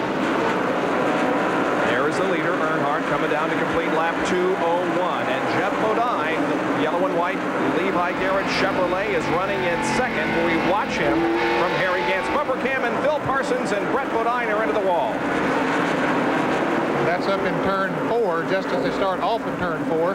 Bodine's car still moving. Harry Gant's trying to get by Earnhardt. Can't make it. Will not be able to do it as Dale crosses a line under caution. And we have had now 7 caution periods. Phil Parsons brings out one on lap 2:02. Here's a replay of what happened. Well, they were both sort of spinning when they came into the picture there. They were already loose and spinning up into the outside wall. Didn't look like Brett Bodine hit the wall. But Phil Parsons has some damage to his Crown Skull Oldsmobile. That's water. That's the overflow on the radiator. That's where the tube goes back in the right rear quarter, and that's water running out of the Crown Skull Oldsmobile. So looks like he's had some. Boy, it's really coming out, isn't it? Yeah, this is going to take a while to clean up. They'll have to get the car off the racetrack, and of course have to get the moisture up from the racetrack before we go green. Ken Schrader is in for a tire change. We mentioned how he was slipping backwards just before that yellow came out, and so this tire change may help. And a chassis adjustment as well. That's correct. We saw the fellow back in the rear window of the car on the right rear. He was making an adjustment to the chassis of the car. You know, we've talked so much about Charlotte and how Earnhardt and Wallace swapped the points lead, but we have failed, or at least not paid very much attention to the guy who won that race, and that is Ken Schrader. And yeah, he had a tremendous run. He really did. I was going to say something about that a moment ago when he and Ernie Irvin running side by side. So it is Earnhardt who is leading at the moment, just past the halfway point of the Holly Farms 400 here at North Wilkesboro. Back in a moment.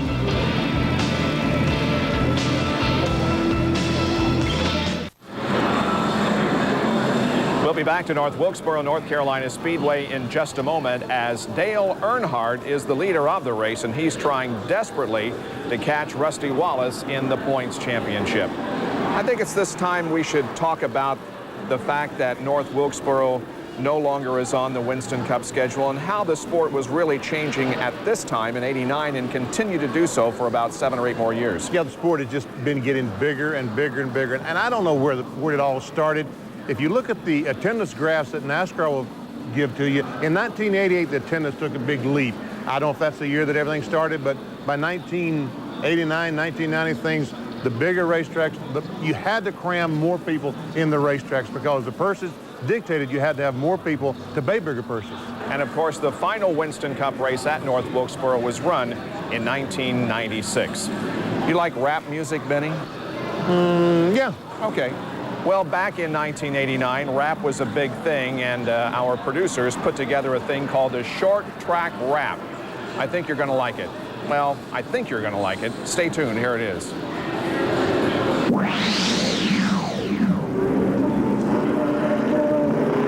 Ed Jarrett, Benny Parsons, Dr. Dick Bergman, and Dr. Jerry Punch back in North Wilkesboro, North Carolina, as we bring to an end the short track racing of the 1980s, Benny. And I made a mistake, Bob, because, you know, all sports has a song about it, right? Well, I mentioned that to some of our producers, namely Neil Goldberg and Conrad Picciarello, that we needed a theme song or something that was stock car racing. They came up with a short track rap. Boy, little did we think that something concerning auto racing, and especially short track auto racing, could result in a rap, but it did, and here it is.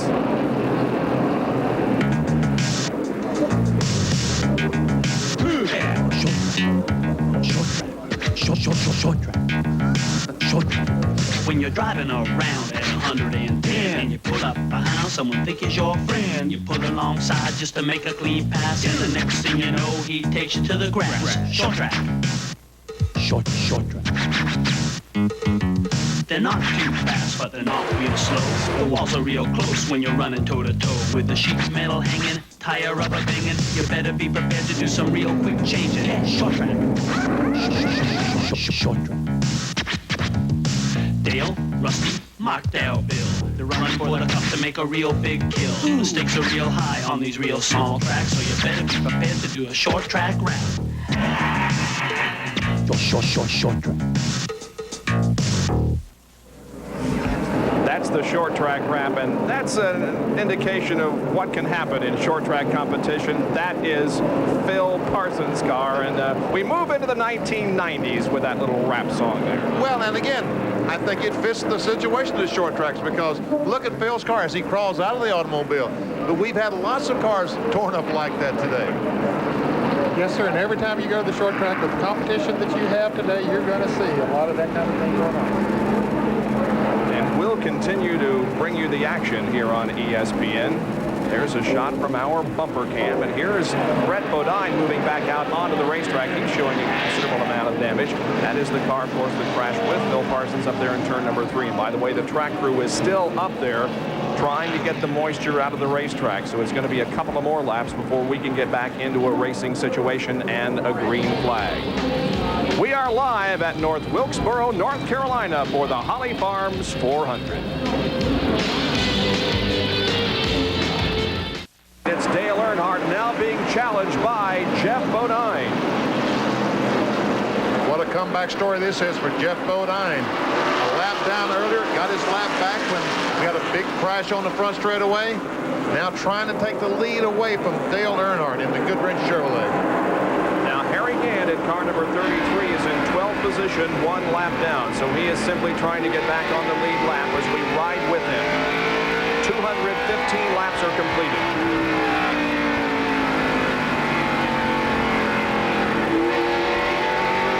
Rusty Wallace is running 4th. Mark Martin is 3rd.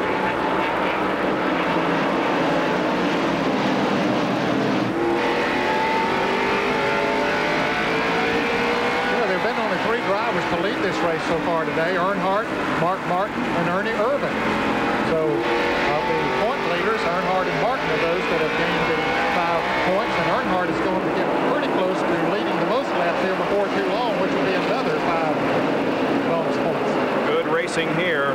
Ricky Rudd, car 26. That's Bobby Hillin, number 8. The 21 is driven by Tommy Ellis. Now Rudd is in 7th position on the lead lap. Bobby Hillin is 2 laps down in 14th. Dick Trickle is also 2 laps down in 13th position. And the 21 car is also 2 laps down. That, of course, is Tommy Ellis. Morgan Shepherd is there on the right side of your screen.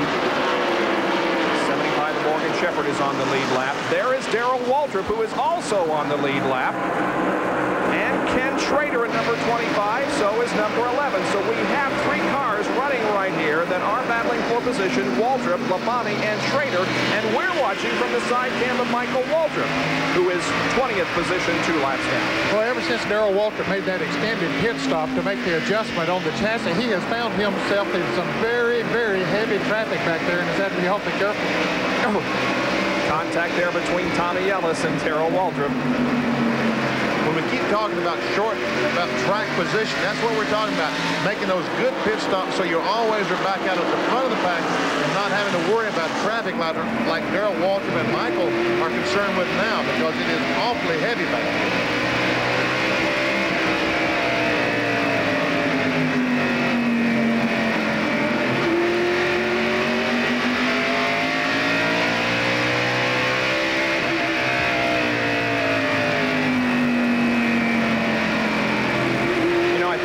Admit that one of the first times we used this side cam was at Michigan, and quite frankly it wasn't too exciting, but since we have gotten on the short tracks, this side cam can really show us some action. It really does, and we're able to see behind those cars and see the contact between those cars.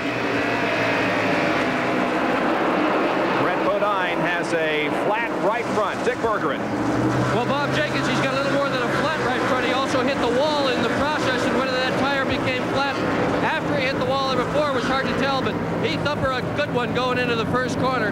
He's had a tough time today. The nose of the car is damaged, left side of the car is damaged. He's patiently sitting here waiting for the Bud Work crew to get this car all squared away. Meanwhile, on the racetrack, it is Ernie Irvan trying to fend off Bill Elliott and Alan Kawicki. Now remember, Kawicki lost 2 laps a while ago when he spun here on the main straightaway. Yeah, he lost 1 lap while he was sitting on the racetrack and then lost another lap in the pits. But 2, 9, and 26 are still on the lead lap. And Ernie Irvan was able to pass Bill Elliott and pull 5 or 6 car lengths ahead of him. Super run today for Ernie Irvan. You mentioned a moment ago, today he's sponsored by Dinner Bell, which is normally the Winkle sponsorship, but because the Winkle team was not up in the points enough to be able to run this race, that's why Ernie Irvan put Dinner Bell on the side of the car with Kroger's blessing. Let's check our Napa race summary to this point.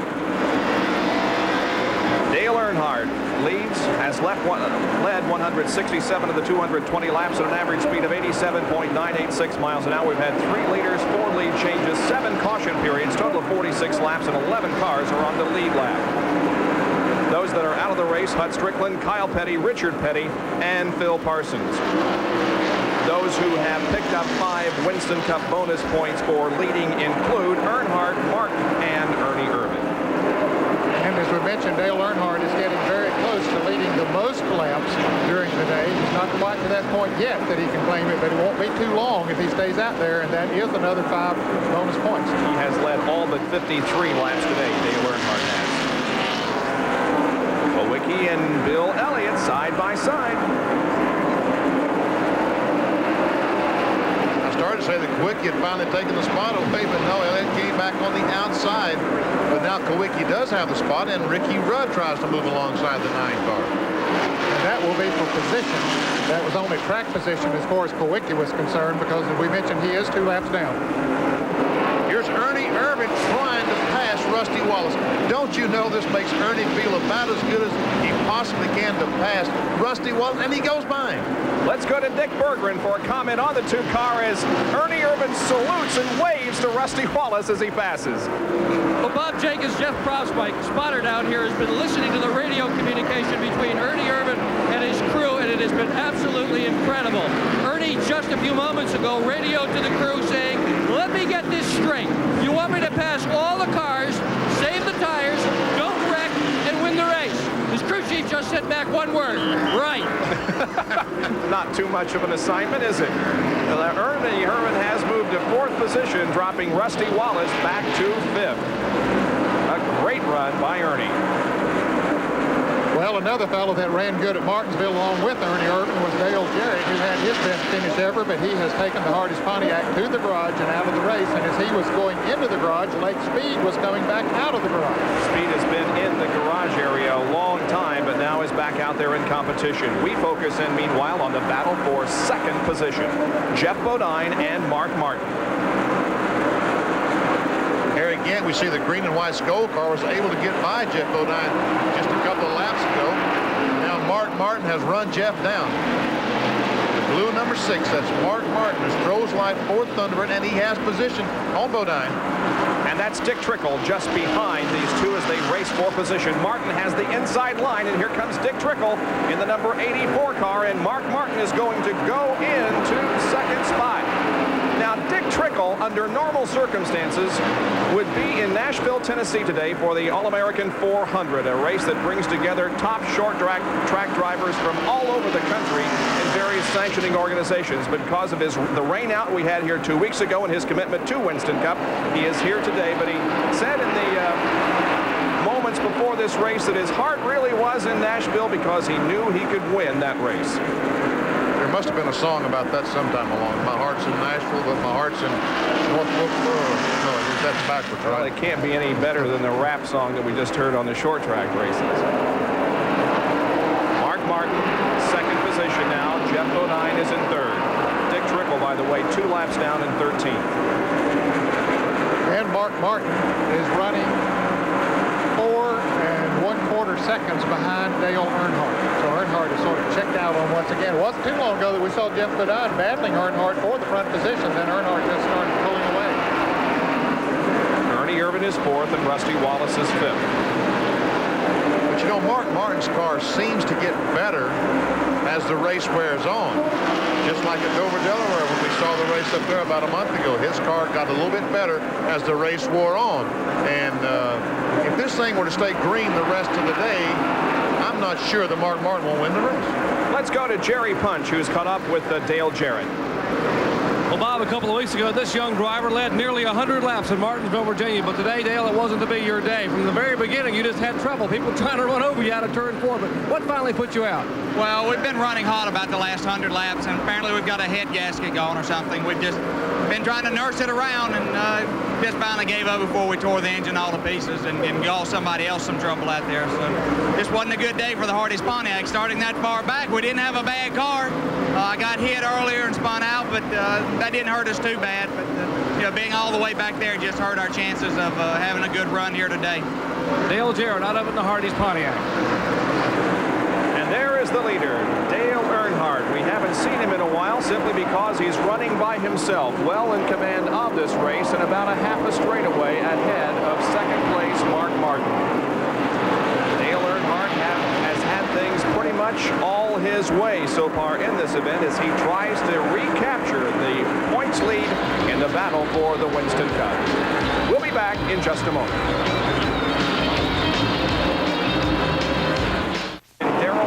Is having trouble on the track. He's dropped back numerous positions. Jerry Punch is there to report on the trouble.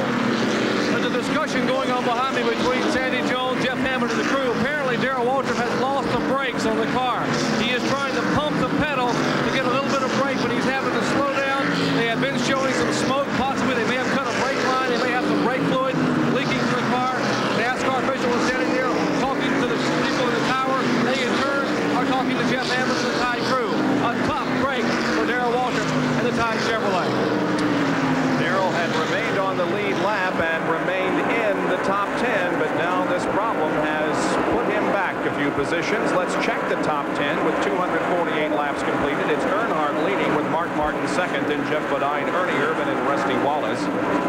6 through 10, Ricky Rudd, Bill Elliott, Morgan Shepherd, Terry Labonte, and Ken Schrader. And the 11th car, the only other one on the lead lap, would be Darrell Waltrip. Now, if the race were to end right now, Rusty Wallace would maintain his Winston Cup points lead over Dale Earnhardt by just 5, and Mark Martin would be 137 behind. And, you know, Darrell Waltrip going into this race still had a mathematical shot at the Winston Cup Championship, and the problems that he's having right now is just going to put him further behind, and, you know, with only 3 races remaining, he might not have a shot after today. Well, after today, we go next Sunday to Rockingham. There's second place Mark Martin.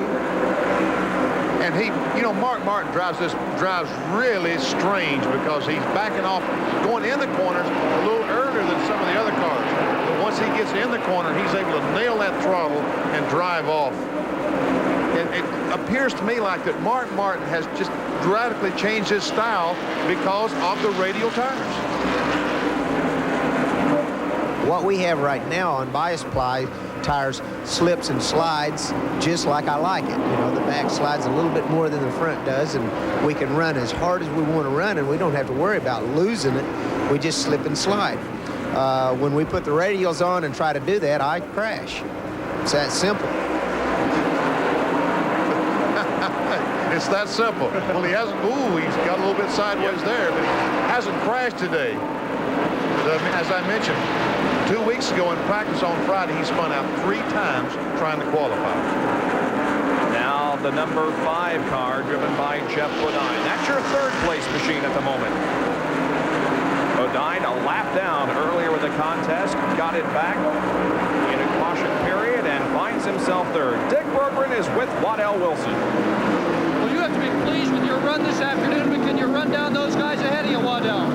Well, right now, Jeff says the car is loose again, but that's Wilkesboro. You know, normally here in the middle of the race the cars get very loose, but we thought we had it cured today, but it's loose again. But hopefully we can get a caution and get it fixed. He runs real well here today. He's got a good shot at it. Indeed, he does. Any one of these guys that are on the lead lap has a chance at the victory. We still have quite a distance to go in this race, well over 100 laps, as we watch Dick Trickle now put some pressure on Jeff Bodine. Trickle is a couple of laps down at Miller Highline Buick. Well, Bob, now we only have 9 cars on the lead lap. Dale Earnhardt just lapped Ken Schrader, who's running in the 10th position. Terry Labonte is the next car, but he's pretty hard. He's a full straightaway ahead of Earnhardt, so he's in no danger of going a lap down, but Rusty Wallace is in danger of losing 5th place. So that means if the race were to end right now, they would be tied for the point lead. That's right. From out the back class of Ricky Rudd's car, looking at Rusty Wallace. Ricky just passed him to move into 5th.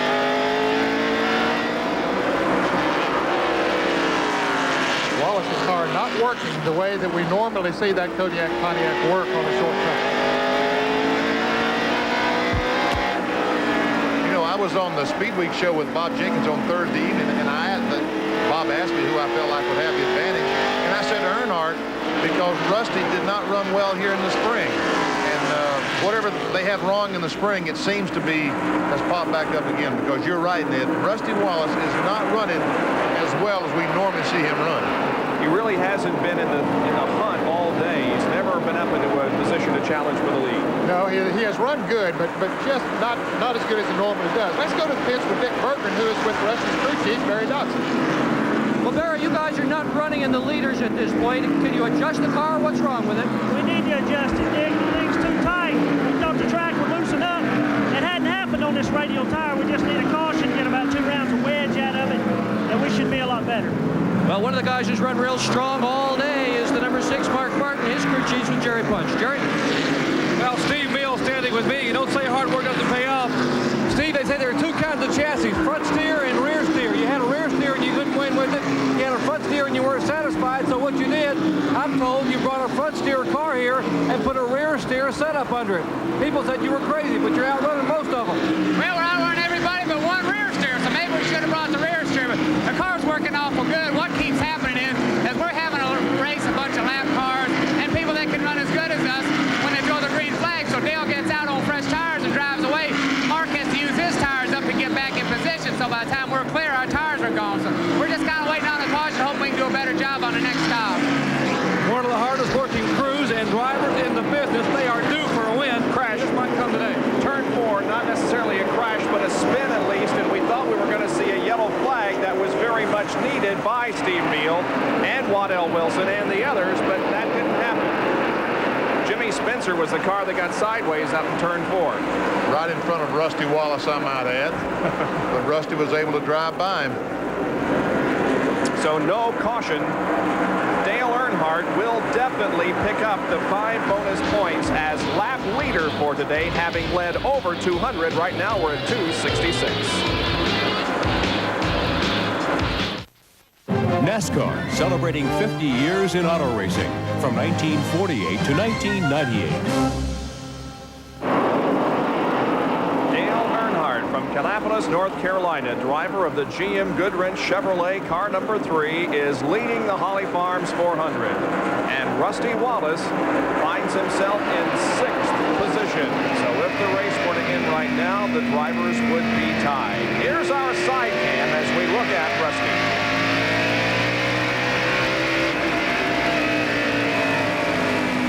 And look at this battle. Ernie Irvin going on the inside of Jeff Bodine and taking over the 4th position. So Ernie Irvin continues to march back towards the front. He was up there in 2nd place for a long, long time, led the race. He's one of only 3 drivers to have led this race today. And then a pit stop during a caution flag put him back in the field, but he's worked his way back now to 4th place. So he's trying to better his 6th place finish, which was the best of his career a few weeks ago at Martinsville. And if you wonder who's 3rd, it's Ricky Rudd.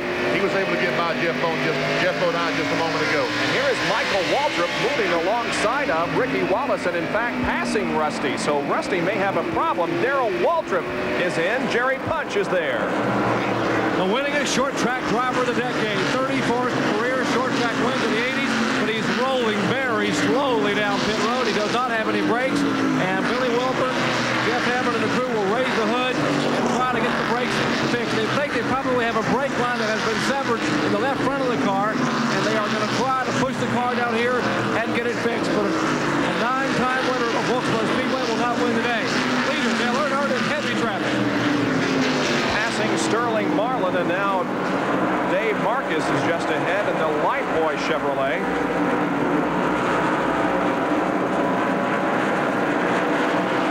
Earnhardt continues to pull away from the car number 6 of Mark Martin. He's building up to about a 6-point lead now. But the only car on the racetrack that is running as fast as Dale Earnhardt is Harry Gant. Gant is a lap down, but we'll see him. We watch Earnhardt go into the turn. We'll see Gant come into the picture here very quickly. Now you can see Earnhardt up in front of him, so he's not too far behind Earnhardt. He's going through all that traffic good. Spin up in turn 4. Michael Waltrip loops just ahead of Rusty Wallace, but Rusty manages to get by without being touched. And here comes Harry Gant going to get his lap back. Yes, he does. Oh, he almost got squeezed against the wall by Dave Marcus, but Gant did indeed get the lap back. He will be a fellow to be reckoned with, gentlemen, in the last half of this race. Wow, all kinds of action there. Rusty Wallace just missed getting hit or hitting Michael Waltrip, and then Gant getting the lap back, but nearly getting squeezed against the wall by Dave Marcus. And there is Michael Waltrip, who caused this yellow by spinning in turn 4. And he was directly in front of Rusty Wallace. Boy, was he.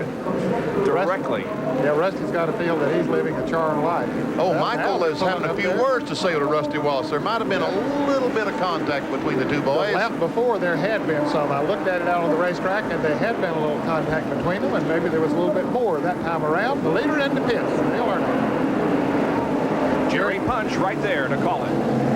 Earnhardt's Goodrich Chevrolet crew working on the car. It'll be a 4-tire change as per usual.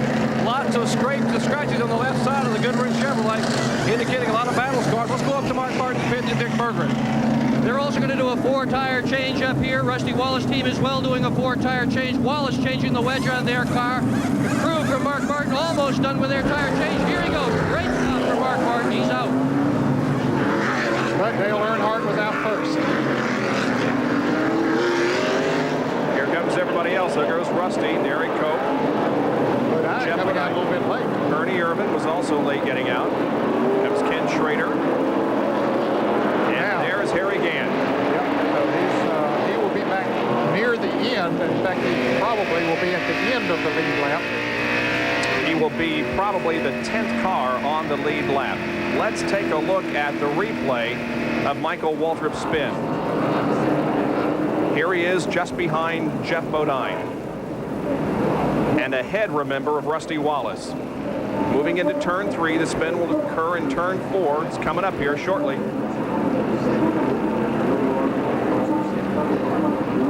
There he goes. Round he goes. We'll see Rusty in just a moment. Well, they never gets. Now we'll see him. There he is. Amazing. But Rusty got through unscathed. Michael Waltrip is seeing his brother Darrell in once again. Jerry Punch is right there. Darrell Waltrip back on pit road here, getting more service on the Tide Chevrolet as they have tried to get the brakes fixed. Now they have come back in and changed the tires on the car. They are looking over the area of the master cylinder. Darrell Waltrip having issues troubles here at the Wilkesboro Speedway. One driver is not having any problems is Dale Earnhardt. He shows the way. Stay tuned.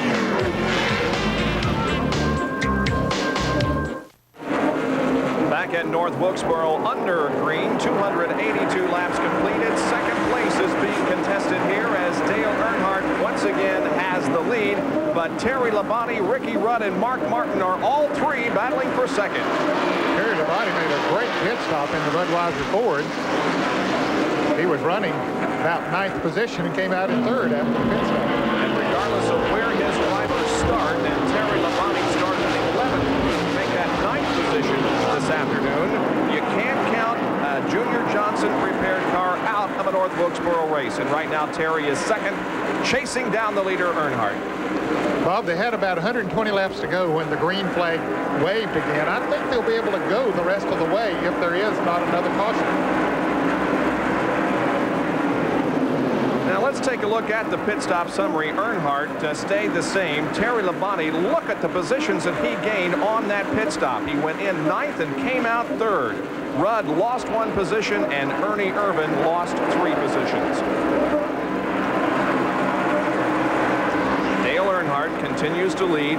He has for most of the race, has already picked up the 5 bonus points for leading the most. There is Rusty Wallace along with Bill Elliott as they go to the inside of the number 8 car of Bobby Hillen Jr. and Dick Trickle. Here comes Ernie Irvan and Jeff Bodine and others that are on the lead lap. Rusty Wallace is in the 5th position now. So maybe they made that adjustment that he... Ooh, some contact between Ernie and Bill Elliott as they came off the second corner.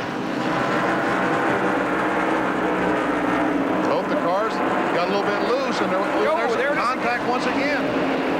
Elliott and Irvan are banging on each other.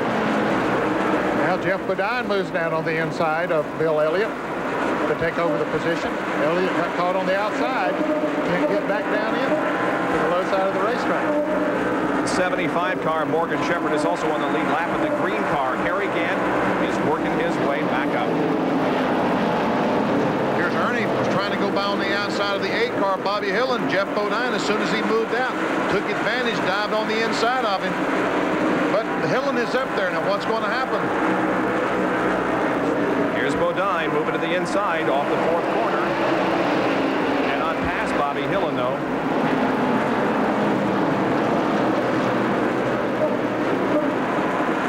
Bodine is now in 6th. Ernie Irvan is in 7th. 8th is Elliott. 9th, Morgan Shepherd, and 10th is Harry Gant. And Terry Labonte, meanwhile, is really closing in now on Dale Earnhardt. He's knocking down that advantage. You know, before that caution came out, we mentioned that he was in 9th position. He was about 3/4 of a lap behind Earnhardt and was losing ground every lap. Now, after that great pit stop, coming out in 3rd place, he has moved right up on the back bumper of Dale Earnhardt. And let's hear from the man himself, Junior Johnson. He's with Dick Bergman. Well, here's the master of North Wilkesboro. Junior, can you pull it off? What can you do to win this? Well, I think we're in real good shape.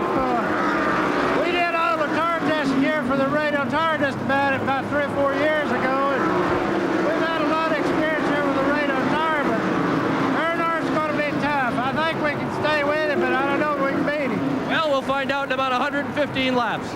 Well, we'll know then. Well, as you guys have said many times, catching is one thing, passing is another. And there are Terry Labonte's last 3 finishes. You can see his best is an 11th. Junior Johnson, by the way, 18 wins here at North Wilkesboro. Terry Labonte, his driver, is in 2nd, and he is that close from the leader, Dale Earnhardt. We're glad you could join us on this Sunday afternoon from Winston Cup Racing from North Wilkesboro. 100 laps to go here at North Wilkesboro. Here is the story. Dale Earnhardt is the leader of the race with Terry Labonte closing in. Rusty Wallace is running 6th. If the race were to end right now, there will be a tie for the Winston Cup points lead. Labonte has really come on strong in the last few laps and finds himself now just a few car lengths back of Earnhardt. 3rd is Mark Martin. 4th, Ricky Rudd. 5th is Jeff Bodine. 6th, is Rusty Wallace, 7th Elliott, 8th is Harry Gant, 9th is Morgan Shepherd, and 10th is Ernie Urban, and those are the cars that are on the lead lap. It appears as though Earnhardt in the black 3, the white and red number 11, and Lamonti evenly matched now. Here is Ernie Urban in number 2 as he continues to be on the lead lap, but instead of running in the top 5, he now finds himself in 10th position. He has really been in some heavy traffic. He, Harry Gant, and Morgan Shepherd, Bill Elliott were all racing for position there with some lap cars. They were trying to get around Bobby Hillin and Jimmy Spencer, and Ernie got pushed a little high coming off of turn 4, and that cost him several positions. There's Morgan Shepherd running alongside of the 88 car of Jimmy Spencer as they touch, and Michael Waltrip is in the pit area. Now that's the reason why we're not showing you our side cam shots that we had for you earlier in the race, but Michael Waltrip is in the pits and the hood is up on that car as they work on it and try to get it back out there. There's Harry Gant trying to pass Bill Elliott. This is for about 7th spot, and Sterling Marlin is spun coming off the 4th corner.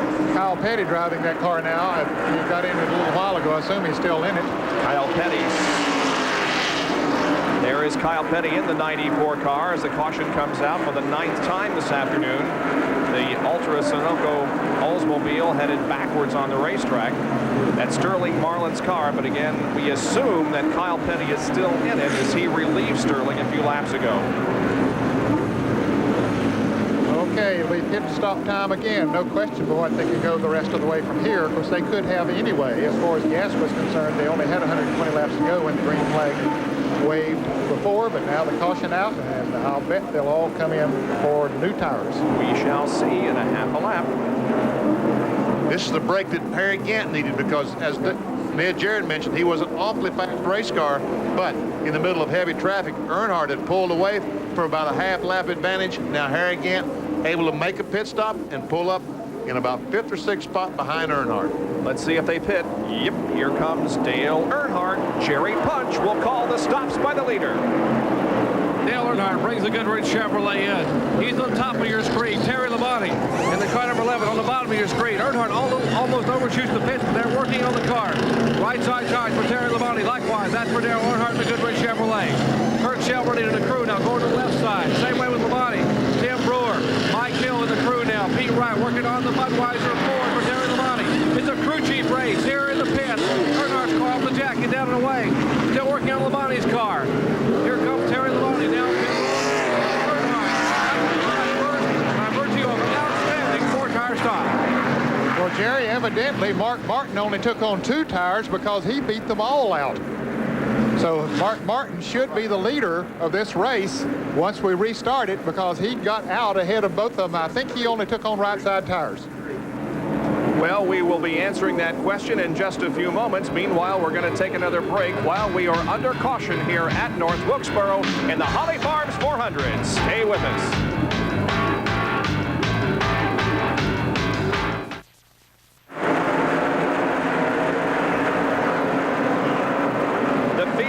Just taken the green flag, and Mark Martin has the lead, but is he going to be able to hold it? Here comes Earnhardt on the outside, and no, Dale takes it away. Wow. Less than a lap from the resumption of the race, Earnhardt blows around Mark Martin and resumes command. On the outside, too.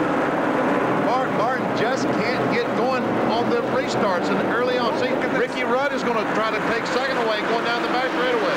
Well, Martin only took on 2 tires. We did confirm that, and I think that was a mistake. Let's go to Dick Berggren, who's with Steve Meal, and he can tell us the strategy in this. Well, Mark, you only took 2. Everybody else took 4. Do you now wish you had taken 4? Well, we've been too tight all the time after a restart on new tires, and we really need to run a long time under the green. Hasn't been happening, so we decided we got 2 tires. We'll be loose enough to run the last 90 laps, maybe be in good shape. It's just a gamble. We'll see what happens. It's not over yet. Last week in Charlotte, when everybody else took on 2 tires, they took on 4. So they're using a different strategy than everybody else, it seems, up and down pit road, trying to get that elusive first win. Mark Martin is now 4th, and right behind him is Bill Elliott. It's Earnhardt, Rudd, Labonte, then Martin.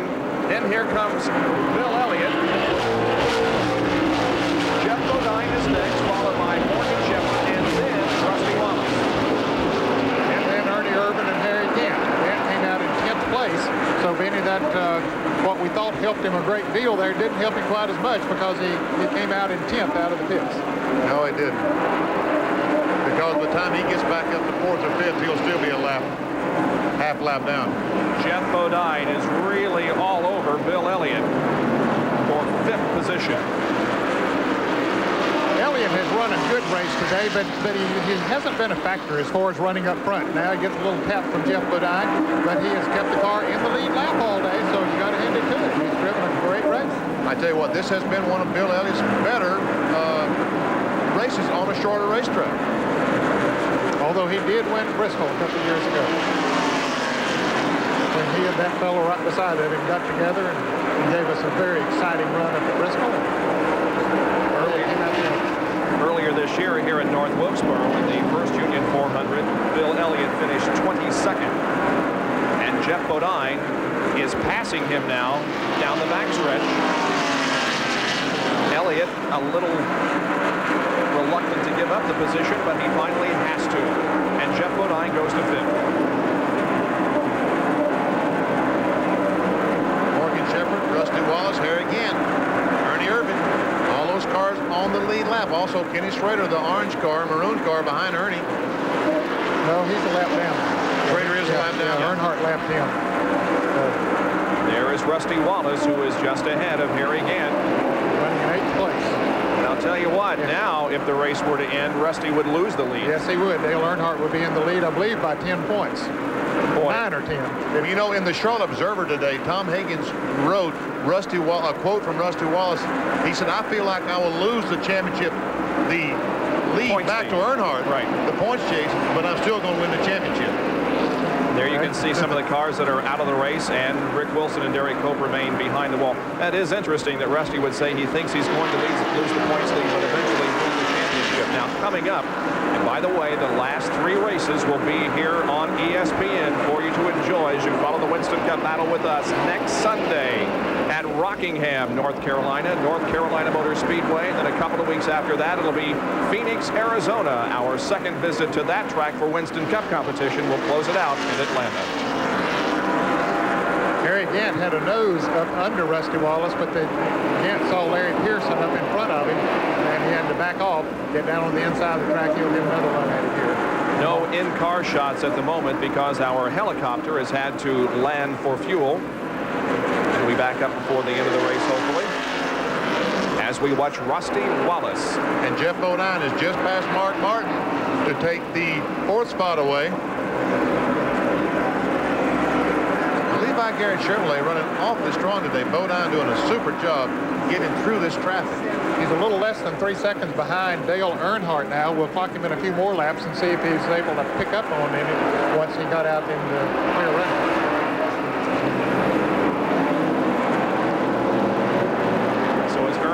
Rudd, Labonte, then Jeff Bodine and Mark Martin, followed by Elliott, then Shepherd, Gant, Rusty Wallace, and Ernie Irvin. So here he has picked up 8th spot.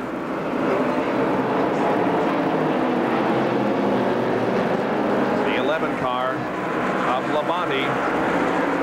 Now, Bob, that car doesn't seem to be as strong as it was before that last caution. He was able to run with Earnhardt before they changed tires this last time. Now Ricky Rudd is the man up there in 2nd place and keeping Earnhardt in tow, although he's not threatening to take over the lead right now, but the 11 car just isn't running quite as strong as it did. It really doesn't appear anyone has anything for Dale Earnhardt in that Goodwrench Chevrolet this afternoon. He looks to be the dominant car and led most laps, and every time there's a restart, he simply just pulls away from the competition. We've given you those drivers that are in the top 10. 11th a lap down is Schrader. 12th 2 laps down is Alan Kulwicki. 13th, also 2 laps down, is Dick Trickle. 14th position is Dave Marcus. 15th, 3 laps down, is the number 8 car driven by Bobby Hillen. Then in 16th position, it's the 21 driven by Tommy Ellis. Well, we haven't seen any instances of blown engines this afternoon here at North Wilkesboro. As a matter of fact, what happens when an engine blows up? Well, Dr. Jerry Punch tells us it's a bit of a misnomer in this track back.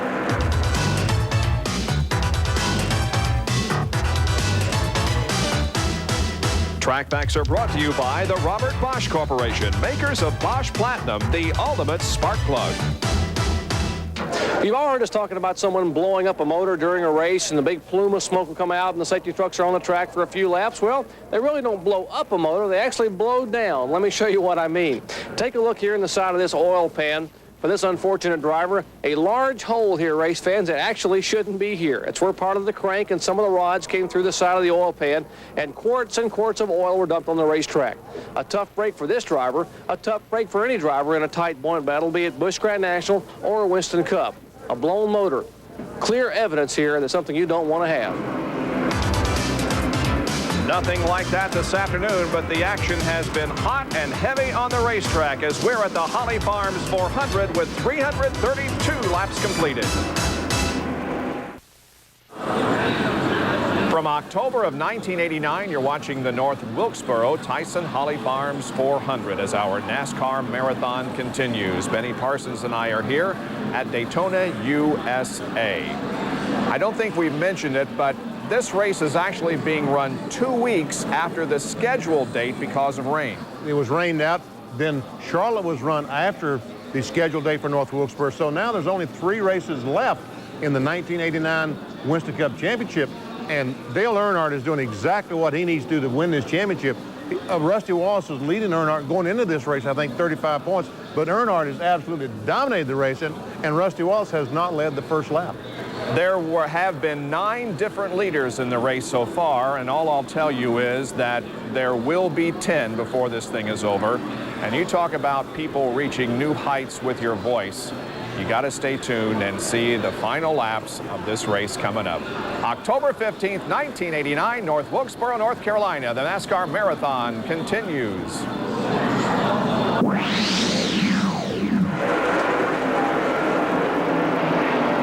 To regain the Winston Cup points battle, Dale Earnhardt in car number 3 is leading the Holly Farms 400. And his advantage over Ricky Rudd is that much. Rudd in car number 26 is running in 2nd position. Well, there's no contest there, but we have a contest for 3rd spot. Jeff Bodine has caught Terry Labonte. And Jeff Bodine, the yellow and white car, is going to drive the red and white number 11 next year. So we know, as Ned Jarrett mentioned earlier, he wants to impress these North Wilkesboro fans and pass Labonte. We continue to pan back and show you the cars as they run on the racetrack, not in their running order. The number 10 car, driven by Derek Cope, is running in 26th position, more than 20 laps down to the field. Behind Derek Cope is the 71 car of Dave Marcus. He is shown in 14th position, 2 laps down. Then comes Tommy Ellis in number 21, and he is 3 laps down in 16th position. Then the car number 6 of Mark Martin. He, of course, is running in the 5th position. There's 28, Davey Allison. He's been in the pits all day. He's down in 22nd spot. 83, leg speed. He's had problems all day. He's now 24th currently. In 24th position. He was in the pits a long time, as a matter of fact, in the garage area. There's Harry Gant, who's in the top 10 in the Skull Bandit. He just passed Bill Elliott a little bit ago for the 7th position, I think it was. The 9 car of Bill Elliott, also on the lead lap. He's running in 7th place. So Gant would be running in the 6th position now. Rusty Wallace, our 8th place car, the Kodiak Pontiac. And behind him, Alan Kowicki, who had lost 2 laps, 2 flat tires. There goes Alan down in turn 1, the Xerox Ford. And then we see Morgan Shepherd right behind him, 74 and 84 and 75 running side by side. Morgan is still in the lead lap, but he has dropped back the last few laps. In fact, he has dropped back to 9th position as Dick Trickle moves around him. And the car number 84 of Dick Trickle is 13th, 2 laps down. Ernie Irvin is still on the lead lap. The 10th and final car on the lead lap in number 2. The number 30 car is Michael Waltrip. He's been up and down all day and currently 21st. 57 car, Hud Strickland. We saw him make some collision with a wall earlier on. The rookie point thing, Dick Trickle continues to lead that. Hud Strickland had a tough day today. And Larry Pearson, who's also in the battle for the Winston, for the Rookie of the Year, is out of the race. Here's Bobby Hillen, who is 15th, 3 laps down. Jimmy Means, the Alka-Seltzer Pontiac. He's in 28th spot. Jimmy's had problems all day long. And right behind him, 25-88, that's Ken Schrader, the winner last week in Charlotte, and Jimmy Spencer in the Crisco Pontiac. Good race going between these two fellas. Yes, Schrader is 1 lap down in 11th place, and Spencer is in 14th position.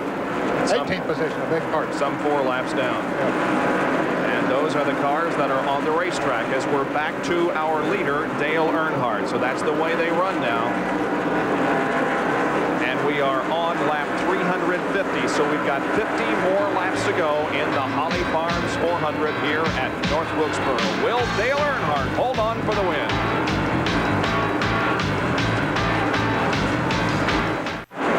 Dale Earnhardt has led most of the way in this race so far. He was a pole sitter, and of course we started according to points before Charlotte, and he took the lead at the beginning of the race and has held it most of the time.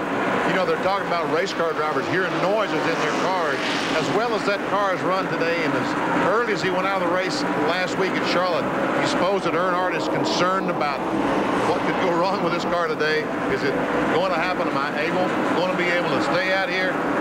You know, those things has to be going through his mind. You would think so, especially after what happened last week in a mechanical problem that just eliminated him from the race completely at the end of only 13 laps. Ooh, look at him battle the wheel coming off the corner. Here's Rusty Wallace, number 27, and Bill Elliott in number 9. Now, I mentioned a few minutes ago that Larry Pierce was out of the race. He is, and he's back out on the racetrack. You can see him there as Rusty Wallace and Bill Elliott pass by. In fact, Bob, of the 30 cars that started this race, 27 of them are back out on the racetrack. We have shown graphics of some cars out of the race. The only 3 cars that are in the garage area right now are the 2 Pettys, Kyle and Richard Petty, and Dale Jarrett. Rusty Wallace trying to hold his position. He just passed Bill Elliott to move up into 7th. And each position he moves up gives him a few more Winston Cup points. And they are so very, very valuable. There is Earnhardt off of corner number 4. Finds himself in 2nd place in the Winston Cup points for the first time since earlier this year at June. He lost it last week at Charlotte. So after the problems at Charlotte last week, has anything changed in the shop this past week? What broke at Charlotte was just a camshaft broke. You know, that's material. You can't do anything about metal breaking. If it gives up, it gives up. Just one of those things. And the guys in the shop are right on cue. They're doing everything they got to do to try to win, and you know, nothing's changed. Well, nothing has changed, certainly, as they have got him in the lead once again. Well, I tell you what, those fellas in the shop, I don't envy them for the next month, trying to go over every part that they possibly can to make sure that there's nothing breaks. Earnhardt last week, 13 laps, he breaks a camshaft, finishes 42nd in a field of 42 cars. Last spot, oh, he made contact with Michael Walter going in the corner. And the car wiggled tremendously in the middle of the corner. Earnhardt lucky that he didn't spin out. Well, if the race ended right now, he would be in the point lead by 4 points over Rusty Wallace if they finished in the position that they're in right at this moment. Well, I'm sure that L.G. DeWitt, Frank Wilson, Herman Hickman, all the people down in North Carolina Motor Speedway is hoping that we come down there next week 3 or 4 points difference in the Winston Cup Championship. Now here is a good battle for position between Terry Labonte in number 11 and Jeff Bodine in number 5. This is for 3rd place. 2nd is Ricky Rudd, but this is the battle for 3rd now. Oh, we have a car in the wall. Jimmy Spencer slides up and bumps the wall between turns 3 and 4. The car is still moving. It's going backwards on the racetrack. NASCAR has still not thrown a caution flag. But I don't believe he can get back down across the racetrack. If he does, he's going to run into somebody because the car is all the way around the track. Yellow's out. Earnhardt takes the yellow flag. Ernie Irvin just stayed on the lead lap. He was just about to be lapped, but now this caution was a good deal for him. Well, I don't think Earnhardt wanted to see this caution flag. He wanted to go and run this thing out the rest of the way. Now he's got to make another pit stop and hope the next set of tires that he gets on is as good as what he's had all day. There's definitely going to be feeding time at the zoo now when they all go in the pits. 33 laps to go. 10th caution of the day. Earnhardt and the others waiting to come in for a pit stop. Dick Berggren is going to call the pit stops by the leaders. Here they come, Dick. Yeah, Earnhardt's coming down pit road. Cecil Gordon was way out by the wall. Earnhardt's on the top. Ricky Rudd, who's been running second, is on the bottom. Both teams, as you can see, working the right side tires right now. They've got the left side lug nuts loosened up on both. Doesn't seem to be either one with a big advantage, but Earnhardt's guys, David Smith just came around with a jack. They're a little bit ahead. Earnhardt a little bit ahead on this pit stop. Smoke coming off the left front. That's where the brake would let a little smoke come off. Earnhardt's down and away. Boy, he did it again. Earnhardt's guys beat Rudd. Rudd's guys could not have tried any harder. One of them fell down, pushing that car down pit road. Wow. And the guy that gained the most on that pit stop, Dick Berggren, was Rusty Wallace. Exactly. He went right. in the pits running, what, about 8th position? Yep. Came out running 3rd. Yep.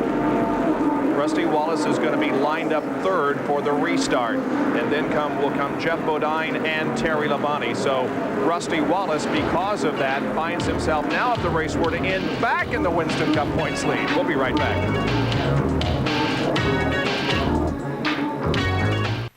NASCAR, celebrating 50 years in auto racing from 1948 to 1998.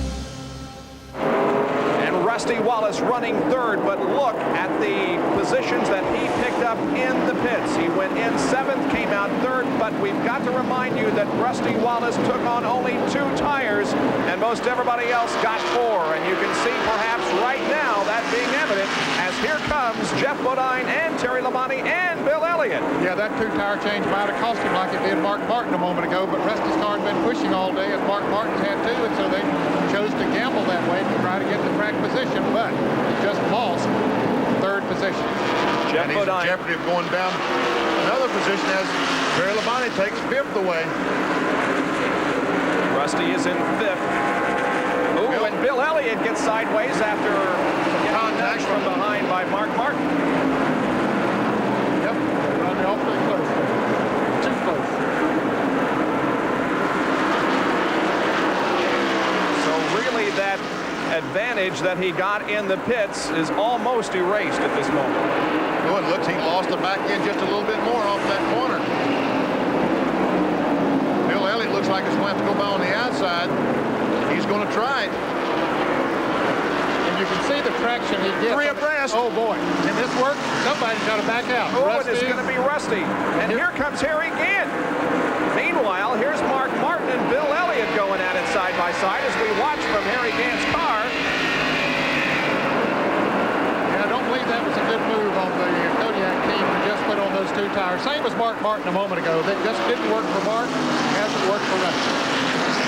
Marcus Shepard has went by Rusty Wallace. He's now in 9th position. Rusty Wallace is back to 9th. So that was a position behind where he was before the pit stop. And here is Bill Elliott and Mark Martin as they contest the 5th spot.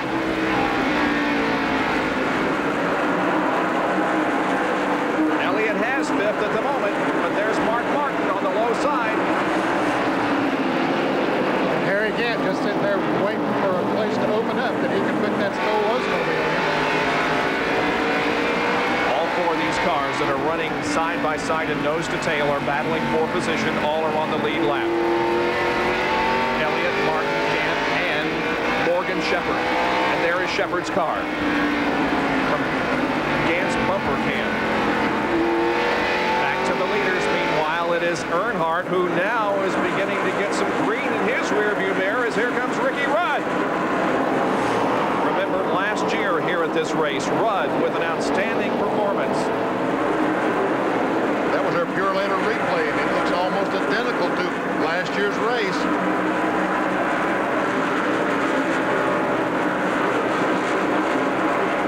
Let's go down to the pit area and call in Dr. Jerry Punch, who's with the crew chief on the 26 car, Larry McReynolds. They are cheering their driver in the pits here. The crew, the Quaker State crew now jumping around as Larry McReynolds watches the laps count off one by one, watching his driver and waiting, hoping maybe for a victory. Last year, the car is so strong here in the short track. Larry, you guys have been working and hustling all day. The car's getting better and better. Do you have enough to possibly challenge Earnhardt? I don't know. I believe Dale's going to have to slip a little bit. He hadn't slipped all day long, although right now we're a little bit quicker than Dale, but the problem's not going to be getting to him. It's going to be getting by him with 15 laps to go, you know. Dale's like chasing bear with a BB gun right now, though. He knows he's got to stand on it. Well, Ricky Rudd's got his work cut out for him. Mark Reynolds and the crew, all they can do is stand here and watch. Well, I can tell you, I like a fellow that tells it like it is, and he said it exactly the way that it is. But look at this great race going on. Elliott, Mark Martin, and Harry Gant. This is for 5th position. From Harry Gant's cockpit, we watch Mark Martin ahead and Bill Elliott. Now Gant trying to position himself to the inside of Mark into turn 1. And Mark trying to position himself to the inside of Elliott. Well, I'll tell you, that is some great racing. Mark Martin once again on the inside of Bill Elliott coming off the 4th corner. They're side by side. All Harry can do is just sit back there and watch and hope that one of them passes somebody pretty quick. And Mark Martin is going to pass Bill Elliott. Oh, he ain't passed him yet. Watch this. But he's got the inside groove, but Elliott's hanging on pretty good out there. But no, that got him. He's got it now. Okay, I think he got it. He surrenders. But Elliott's car has been running high all day and then doing a good job. Now let's drop back and show you the distance between that group of cars and Rusty Wallace. And here, Rusty has got his hands full trying to hold on to 9th position. Ernie Irvin is just about to take 9th position away from Rusty. And at the line, Irvin with about a half a car length advantage. This is the battle for 9th position and the final spot on the lead lap. And Ernie Irvin, as they come out of corner number 2 down the backstretch, has a slight advantage. But Rusty is going to battle to the end to hold on. Boy, I'll bet Barry Dodson and the Kodiak crew would like to make that pit stop over again. And Rusty Wallace has now fallen back to 10th position as a final car on the lead lap because he only took 2 tires in the most recent pit stops. We're 11 laps from the end of the Holly Farms 400.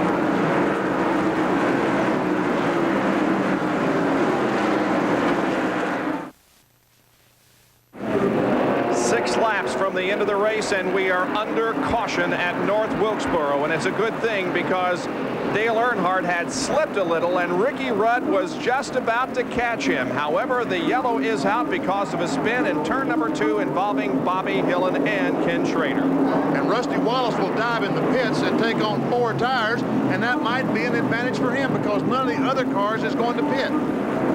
Probably not. They can't afford to take a chance. And Rusty didn't. Well, no, but the pit might not have been open, Benny.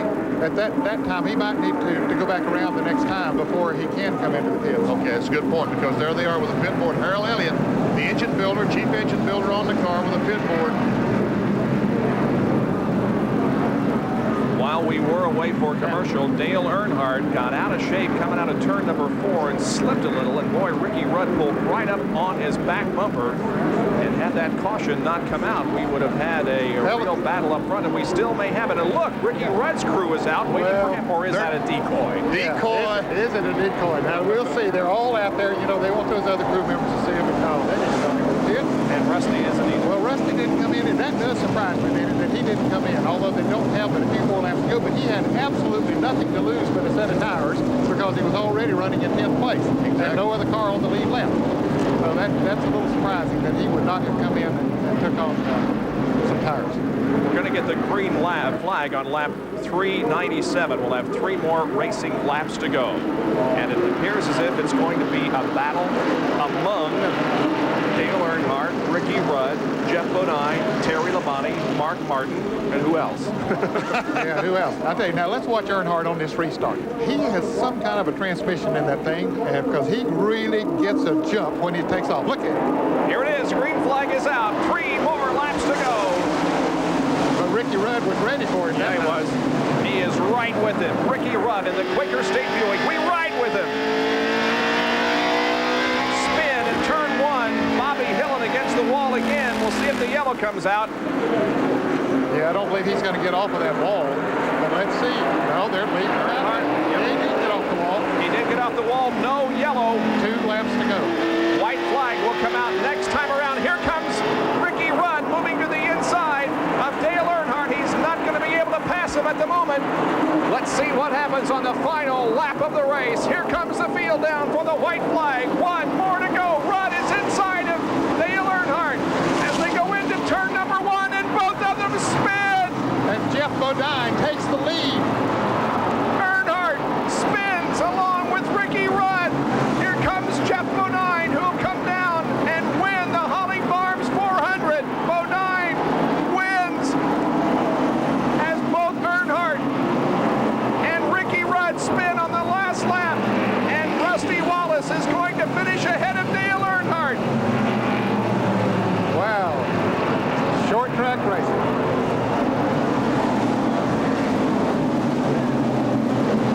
Well, maybe Rusty Wallace and them knew what they were doing by not coming into the pits. Wow. The final short track race of 1980s of the decade ends, and boy, it had a tremendous ending. As Ricky Rudd and Dale Earnhardt spun on the last lap, giving Jeff Bodine, who was running in 3rd position, the win. And more importantly, Rusty Wallace, who was running in 10th position, finished ahead of Dale Earnhardt. He finished 7th. Earnhardt finished 10th. And so he maintains the lead. Let's go to Dick Bergman, who's with Childress. Well, Richard, you had quite a view of that thing. What do you see happen? They was just racing hard. I couldn't tell. Ricky got into Dale. Hell, I don't know. Y'all seen it too. What were you telling your driver? You were just talking to Dale. What were you telling him, and what was he telling you? I just told all of them to be cool. We just can't afford no trouble now. We give it our best shot. That's the way it goes. Now they're looking up pit road now. The crews are going up pit road.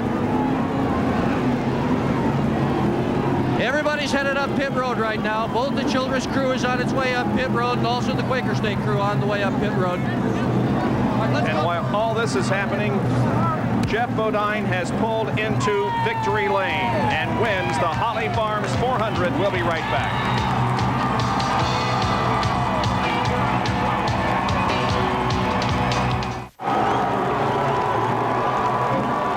An unbelievable finish to the Holly Farms 400. The guys running 1st and 2nd crash out on the last lap. Ricky Rudd and Dale Earnhardt giving Jeff Bodine his win, and there he is in victory lane. Let's go to Dick Bergman, who's with Ricky Rudd. Ricky, what happened up there? Well, I don't know. Dale and I got together. His handling went away after that last restart, and I got on the inside of him. And I felt like he came down on me. I don't know. All I know is we got together. I hated that happened. We were going to have a good run for the victory there. You guys had a conversation after this was all over. What was said? I think we were discussing the weather. I believe that telling out it was a pretty warm day out there today. Ricky Rudd with a good run, but it didn't end in victory lane for him here this afternoon. Everybody's caught, and the weather is very nice indeed. And here's a replay now of the action that occurred when the two came into the pits. That's Chocolate Myers, who is having a discussion with some of the members of the Ricky Rudd team. There's Larry McReynolds holding back one of the other members, and here comes a NASCAR official to say, okay, guys, cool it. The race is over, and there's no sense crying over spilled milk. Jeff Bodine, meanwhile, benefits from all of this and wins the Holly Farms 400. And our winner's circle interview being brought to you by the Sears Die-Hard battery, now with more power when you need it much. Here's Jerry Puck. Jeff Bodine getting a big hug from wife Kathy. Jeff, congratulations on a great win. Jerry, it was exciting. It's what Winston Cup racing's all about. I remember this race last year. I was sliding sideways in the 3rd and 4th corner and got beat. I was kind of hoping they'd do that. Ricky was running good. He got under Dale, and they just bumped down there. That's just hard racing, good racing. I guess they're discussing it out on pit row. I'd like to see that, but I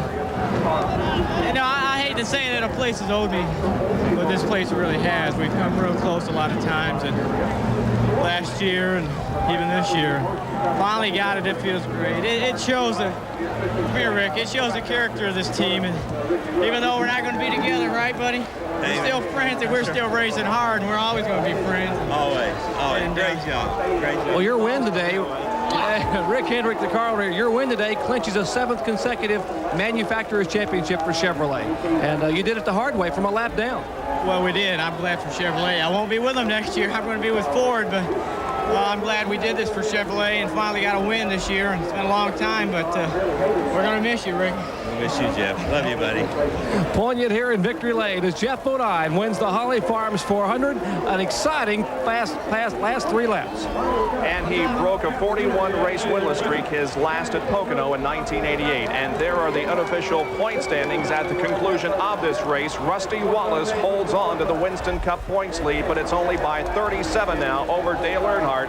And Mark Martin finds himself 128 behind the leader, Rusty Wallace. Next week at Rockingham, North Carolina, then at Phoenix, and then Atlanta. Our top 20 finishers here this afternoon. The winner, Jeff Bodine, Mark Martin second, Terry Labonte, Harry Gant, and Morgan Shepherd. Finishing 6 through 10, Bill Elliott, Rusty Wallace, Ernie Irvin, Ricky Rudd, and Dale Earnhardt.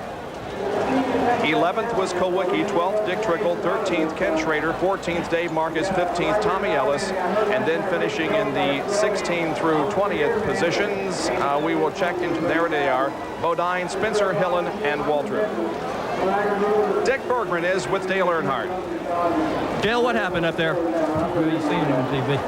Well, how do you see it? You obviously were involved. I gave him the whole bottom lane. You know, that's what I did. Dale Earnhardt obviously upset about this situation. Obviously not. How will this affect your championship view from here on? You got 3 more to go. What do you think? They ought to find that son of a bitch and make him sit out the rest of the year.